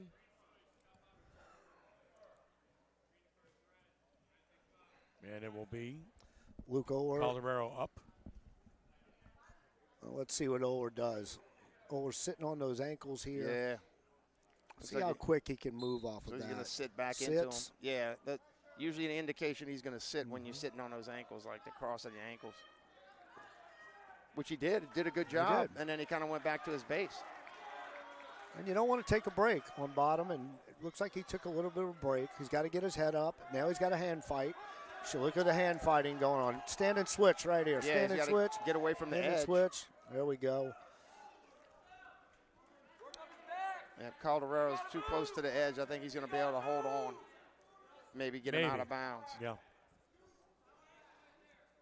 Minute 25 left in the second. He's got to bury his head underneath that knee or he's going to get reversed. Oh, he got reversed. That's just, I don't know. What grade is Calderero in? Jackson Calderero is I don't know. I don't know. We'll find out. We'll find out. Because I was going to say that's one of those senior moments from Luke Oler where he just reached back and said, at this point, I'm a little bit stronger than you, and I'm just going to whip you over with this crossface. And that's exactly what he did. Yep, he left his head. Yeah, you leave your head up. All right, now he's cranking him good here. He's cranking that arm. Here we go. Yep. He's and he again, needs one more big step. He has to one roll. More big pull. Yeah, and he didn't roll through. He just kind of flopped over. And there's the answer. He's a sophomore, Jackson Calderero. Yeah, and you could see the difference there between a senior and sophomore. Yeah. And look, Calderero is really fighting here. You know, he got pinned the other night. Now he's at about 3 minutes, 30 seconds into the match. And once again, every second that he's out here is experience that he's gaining. Going to help him. You know, for the next 2 years. Right. Yeah. Yep. Yeah, that's the big thing for wrestlers now. Man, just don't go out there and lay down. It doesn't matter who you're wrestling. Take advantage of the time on the mat. He left his head again, and he got cross-faced again. Once again, we're in another Brother Martin match where they've given up 0 points. Yeah. Yep, 10 seconds left. And Jesuit will have choice in the third round. So, once again, I'm thinking it's going to be a neutral choice. He tried a little sit-out turn in there. Yeah. Just one move. He only had one move, though. He hit a sit-out turn in and stopped. So, I'm thinking he's going to choose neutral here, see what he can do. Oh, he's going to choose top. 10-0. All right. In control. Luke Oler, So, Brother Martin. So, again, we'll see if, yeah, I don't know. Oh, sitting on those ankles again, so look for him to sit out. Yeah, he'll sit and then bounce up. Up, knee slide, hand fight. Right here, he just needs to pop his hips. There you go. Pop those hips and go right to the switch. One of my favorite moves, switch on the way down when someone tries to pull you back. I love the switch on the way down.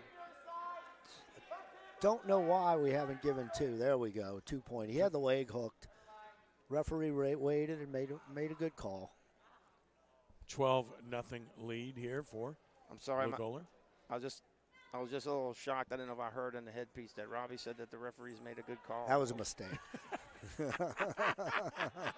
I'm not getting soft over here. These guys do a great job. They are fantastic. They're terrific. Steve and Russell They are for me. Mr. Hansen, I mean, come on, man. Look, Steve got beat in the state semifinals on a horrible call. So he has come back. He wound up finishing fourth that year, but it was a really bad call he got beat on. So he should be bitter, but instead he's wearing the stripes, and I'm proud of him for that. And you're right. And listen, they have a bunch of good referees, especially the good young referees. Yeah. We're blessed with a bunch of good young referees because there have been times that some of those old referees can't get up and down fast enough anymore. Now, you said that, not me. 40 seconds left, a 12-0 lead. And I'll tell you what, will it go the distance or will it be a tech fall? Oler's cranking that shoulder down. I don't know if he's going to score. Yeah. Well, we're already showing 3. It looks like Rumney. Yeah, that's it. But he's going to give him the waiting on the call. He didn't give him near fall.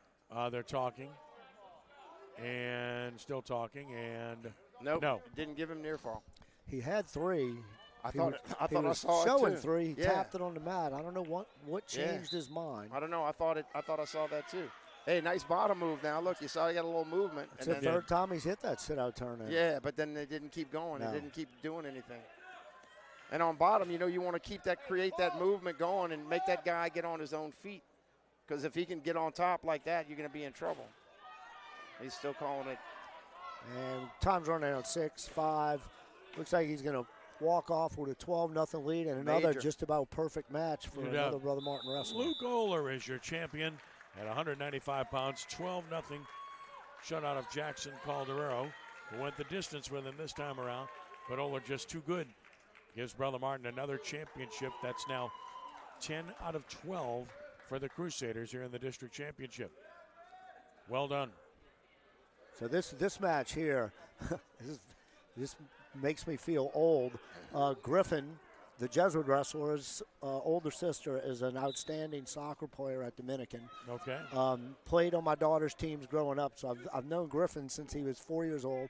Julian Tapia I've known since he was 4 or 5 years old. So I guess I'm only 44.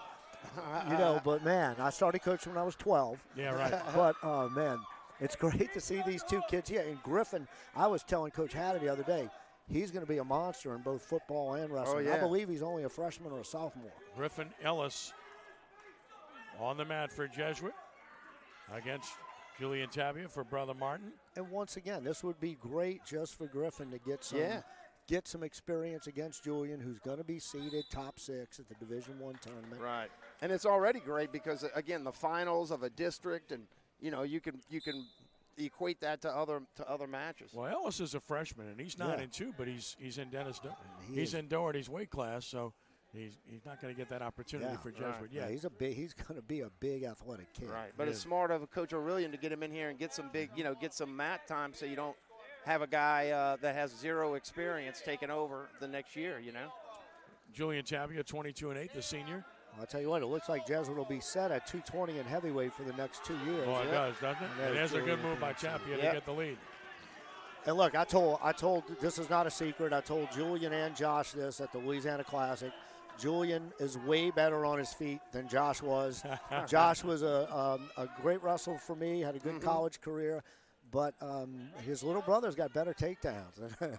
Yeah. Well, Josh's counterpart who works with us at Crescent City Sports. Now, Julian's doing a little sitting there on top. He kind of lost there. Kind of lost his balance. He's kind of hanging on, which he looks a little sloppy. I'd want to clean that up if I was him. Griffin Ellis fighting to get up but can't do it. Ellis was moving very well there. He looks athletic. What they give him? I didn't see what they gave it to him for, but Ellis gets a point. I'm not sure what that was. Technical violation. He pulled him back somehow. Maybe he grabbed his chin. Tapia wonders what he did. I'm not sure what he did either. I was watching. I didn't see anything. I think my only speculation is he may have grabbed his clothes when he pulled him back. His finger may have caught it in a singlet or something. Ellis trying to get up. Tapia doesn't allow it. The period is going to end here at 2-1 in favor of Julian Tapia over Griffin Ellis of Jesuit. One more championship match to follow to complete this Catholic League championship here at Archbishop Rummel. Take the time now to thank Rod Cusacks and Jay Roth, who just walked by and patted us on the shoulder. I'm sure he was at soccer. He finished with that. He came over here. Yep. Welcome to being the life of an athletic director. Absolutely. And then he'll go drive the bus tomorrow. I'm hearing it, and I hear he's got a baseball thing tonight, huh? Yeah, dugout club function. Yours truly has to MC here. Yeah, so I should have just pitched a bet here, man. Must be a highly attended event. Wife's wondering where I'm at. I said, honey, I'm at Rummel. It's all good. It's a boys' school. We're good. No problem, man. All right. So Tapia's, he's working. I can't believe how big Griffin is. Since knowing him since he was a little kid. Yeah, he just sprouted up, huh? He is going to be a lineman.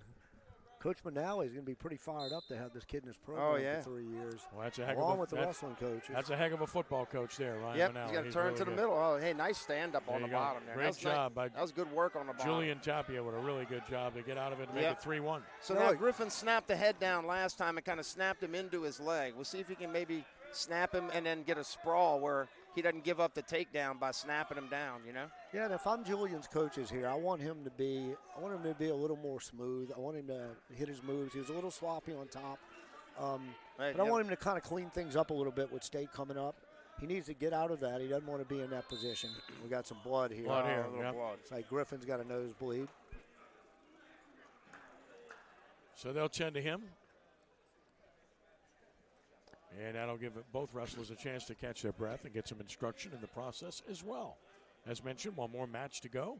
You get a chance to see the exploits of Spencer Lanazga, who's going to be tough to beat in the state tournament. Yeah, he's going to be tough to beat, but, man, what about the turnaround from the finals of the Classic to the Ken Cole? Ashton Freeman, the young man from Zachary and the defending state champion at 220. I talked to JP, was my assistant coach. We're very close. We talked before the finals of Louisiana Classic. I said, JP, I don't think you're going to beat this kid. He goes, we're going to beat him. And then seeing the Louisiana Classic finals, I was like, I don't think you are. But, I didn't say anything. JP obviously came by and showed me the kind of quality coach he is. He came back last week with a great plan and was able to get that match in the ultimate tiebreaker. I didn't see it, but I heard it could have easily gone the other way with a call. Yeah. But I expect that to be, I know JP. We didn't send wrestlers out without plans. JP's going to have a plan for the state finals. And that's going to be one hell of a match because I would expect both of them there.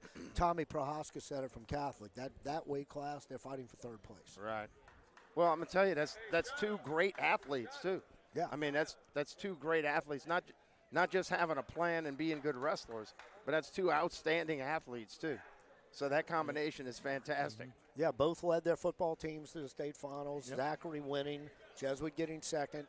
I mentioned this during the Louisiana Classic finals.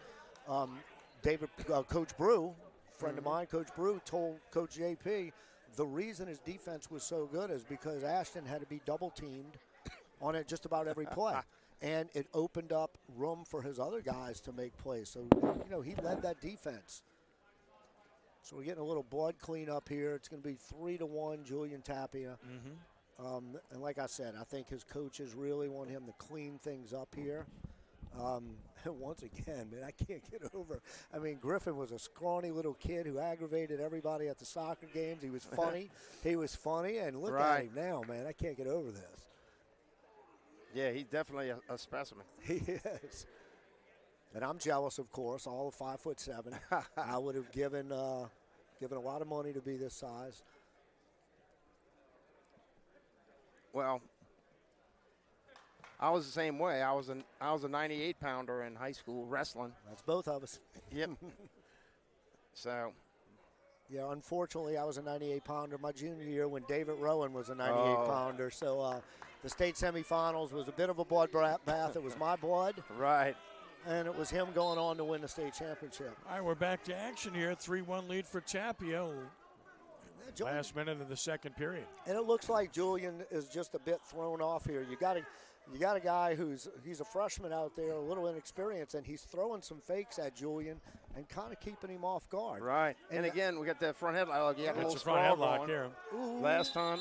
So again, Griffin, I don't know about that, but the Griffin's trying to snap him down and get over the top of that front headlock, but he kind of exposes his legs every time that happens. Julian's so strong. Yeah, he works up underneath. He's looking to work to a Russian here. He's got the wrist. Couldn't maintain it. No, and then Griffin got warned for stalling here when they went off the mat. Yeah, I didn't agree with that. No, I didn't either. There. Oh, nice job. Ellis caught him, and we're tied at 3. This kid's pretty good now. Yeah. I am telling you, this kid is going to be good. Yeah.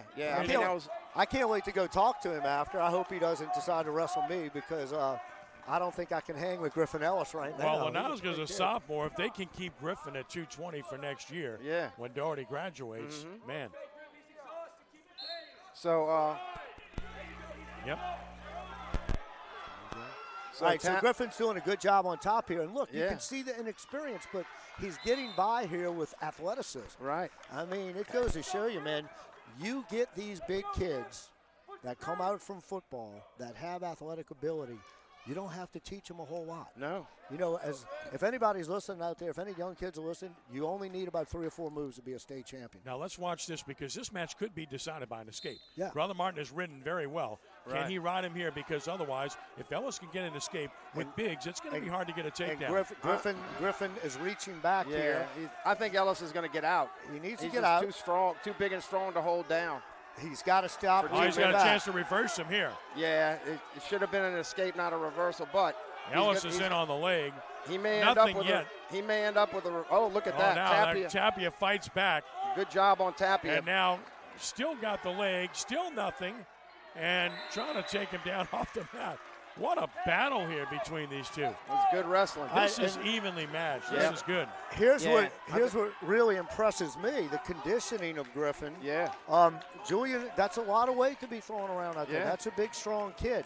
He's definitely, Julian might be the senior, but he's given up a huge size advantage here, and you can see. Yep. And I think the freshman's going to get away. It's just a matter of. I don't know. He's got to stop reaching back. Yeah, he keeps doing it, and he's in a down position. Building his base. Tapia trying to keep that weight on him. And we get to the point of the match here where we're fighting with all heart. Yep. It's all heart. Yeah, there's not a lot of wrestling skill going on from Griffin right now, but it's going to be there eventually. Tapia won't give it up. Great job by Julian, and now he's got the full weight on him. And they blow the whistle for a stall call. All right, so they've both been hit for stalling. I am not going to be happy. Wrestle. I am not going to be happy if somebody wins on a stall. Yeah. There is no reason to call a stall there. I knew you were going to say that too. Just let these guys wrestle. All right. So here we go. And both have had a warning. I don't think he can ride him for yeah. And you know what? The other thing is this. When you get exhausted like let this. him up, so that'll be 4-3. Yeah. In favor Well, that's of a smart Griffin move because if you ride Ellis. him and give up a stalling call, you're down one, and Right. then you got to let him go. Well, you must have a takedown in the last minute if Tapia wants to win here in the Catholic League Championship. And then to Robbie's point, that's why the stalling calls are so important. Griffin so now Ellis. it forced the coach's hand. And look, Griffin's doing a good job. He's staying in the center. Yep. He is. He's hand Now, fighting. he was He's lower. not backing up. Oh, he's in. Uh-oh. Great And he got move by reversed. Tapia. Tapia got him. Tapia's got him exposed. Ellis trying to fight out of it. Tapia has won the match with 31 seconds to go. At the 5-minute, 29-second mark, a pin for Tapia. What a reversal. Yep. What a win. What a match. And look, let's give both wrestlers credit there. Yeah. That's an experienced senior against a freshman who's going to be a hell of a wrestler. Yeah. And the senior was smart, and he caught him with the He big caught throw him with there. a great counter, Yeah. caught him with a counter throw. You kind of tip your cap to the other guy. You know, one of those things in sports where you just got to tip your cap to your opponent for making a better move. Yeah. Both were outstanding. And here we go. We got Raymond Howard of Archbishop Shaw. He's got the task of knocking off Spencer Lagnosa. I would expect this to end in a fall at some point. Spencer, I'm telling you, he's already a Virginia Beach All-American. He's a Fargo All-American. He's a sophomore. He had a great football season, and he's going to be a force. We've got a kid here that can go wrestle Division I at heavyweight. Yeah. I don't know. You know, Daniel Cormier didn't leave here a heavyweight, and he wrestled 197 in college. I don't know if we've had a heavyweight this good at this point in his career. I don't think we have. No. I mean, how many D1 wrestlers have we had? Not very many. And overall. none in the heavyweight division. Yeah, no matter what weight class, but especially the heavyweight division. And the great thing about this kid is that, once again, USA clubs kid. You know, he got on the club circuit. He's always been a big kid. Look at that. Oh, my goodness. Oh, wow. What a massive takedown, and that's a lot of weight to hit the mat. The Rummel gym just shook. I thought it shook because Coach Duffy just got up, but it wasn't funny. it. It shook because of that. That's funny. Because of that And to blast see right there. to see a heavyweight shoot a double leg is pretty awesome. Yeah. And that takes a look. If you're the Shaw kid, you just had 285 pounds fall right on you. Yeah. And that's going to take a lot out of you. So let's see what his first move is. To be below on his belly. Well, I mean, that's you get this weight on you, you got a problem. And this now is he's trying to use it this right is here, and there it is. This is done. He's got him. Yeah. Lanazga with a pin, and it only took 1 minute and 23 seconds to win the final match of the Catholic League Championship. Spencer Lanazga remains unbeaten at 11-0 over Raymond Howard of Archbishop Shaw. So the final tally will come in. Brother Martin wins the Catholic League District Championship. No surprise there. We'll get the final total here that's coming up, and it looks like it's just registered. Brother Martin at 290.5. Jesuit at 202. Archbishop Rummel 152.5. Archbishop Shaw 123.5. Holy Cross at 114. John Curtis Christian at 80. Brother Martin wins, 11 of the 14 individual titles. Real quickly, Caden Trish of Archbishop Rummel, champion at 106. Richie Clementi, Brother Martin at 113. Jacob Elsenson, 120. Ty Duncan, Brother Martin, 126. Mason Elsenson, Brother Martin at 132. Nick Cusimano, Brother Martin at 138. Kent Miranda, Brother Martin at 145. Ryan Corca, Brother Martin, 152. Samuel Riles, Brother Martin at 160. Rocco Horvath, Brother Martin at 170. Jude Monaco, Archbishop Shaw at 182. Luke Oler, Brother Martin at 195. Julian Tapper, Brother Martin of 220. Spencer Lanazga of Jesuit at 285. All right, gentlemen, some final thoughts, Craig, about what we saw here. I just thought it was you had some really exciting matches, some great wrestling. But again, you see the dominance as a team of Brother Martin, where their strategy, their team strategy of wrestling on top and just hard-nosed, tough wrestling dominated the state. And it dominated this district, and it'll probably dominate the state as well. Robbie? This Brother Martin team is not losing in 2 weeks. That was between this and the Louisiana Classic, that was quite a performance, dominant. I'm thoroughly impressed with them. They've bounced back so well from last year's disappointment, And once again, the toughest district in the state, produced the most state champions, the most team state champions, and it's an honor to win this tournament. It's an honor to be here with you two guys. Thank you. Well, listen, it's great having you with us, and really enjoyed that around the entire scenario here of this event. Thanks to Archbishop Rummel for giving us this opportunity, too. So, again, Brother Martin, 290.5 points, wins it. Jesuit second at 202, Rummel third, 152.5. And this, of course, is a preview of what's coming. By the way, I think we got a really good duel coming up this week, right? Brother Martin Turling's Catholic. Brother Martin Turling's. That ought to be exciting. Really good one. We'll have coverage at CrescentCitySports.com to read about for sure on that one. And, of course, we want to remind you that we got more coverage coming up here. We want to thank our sponsors.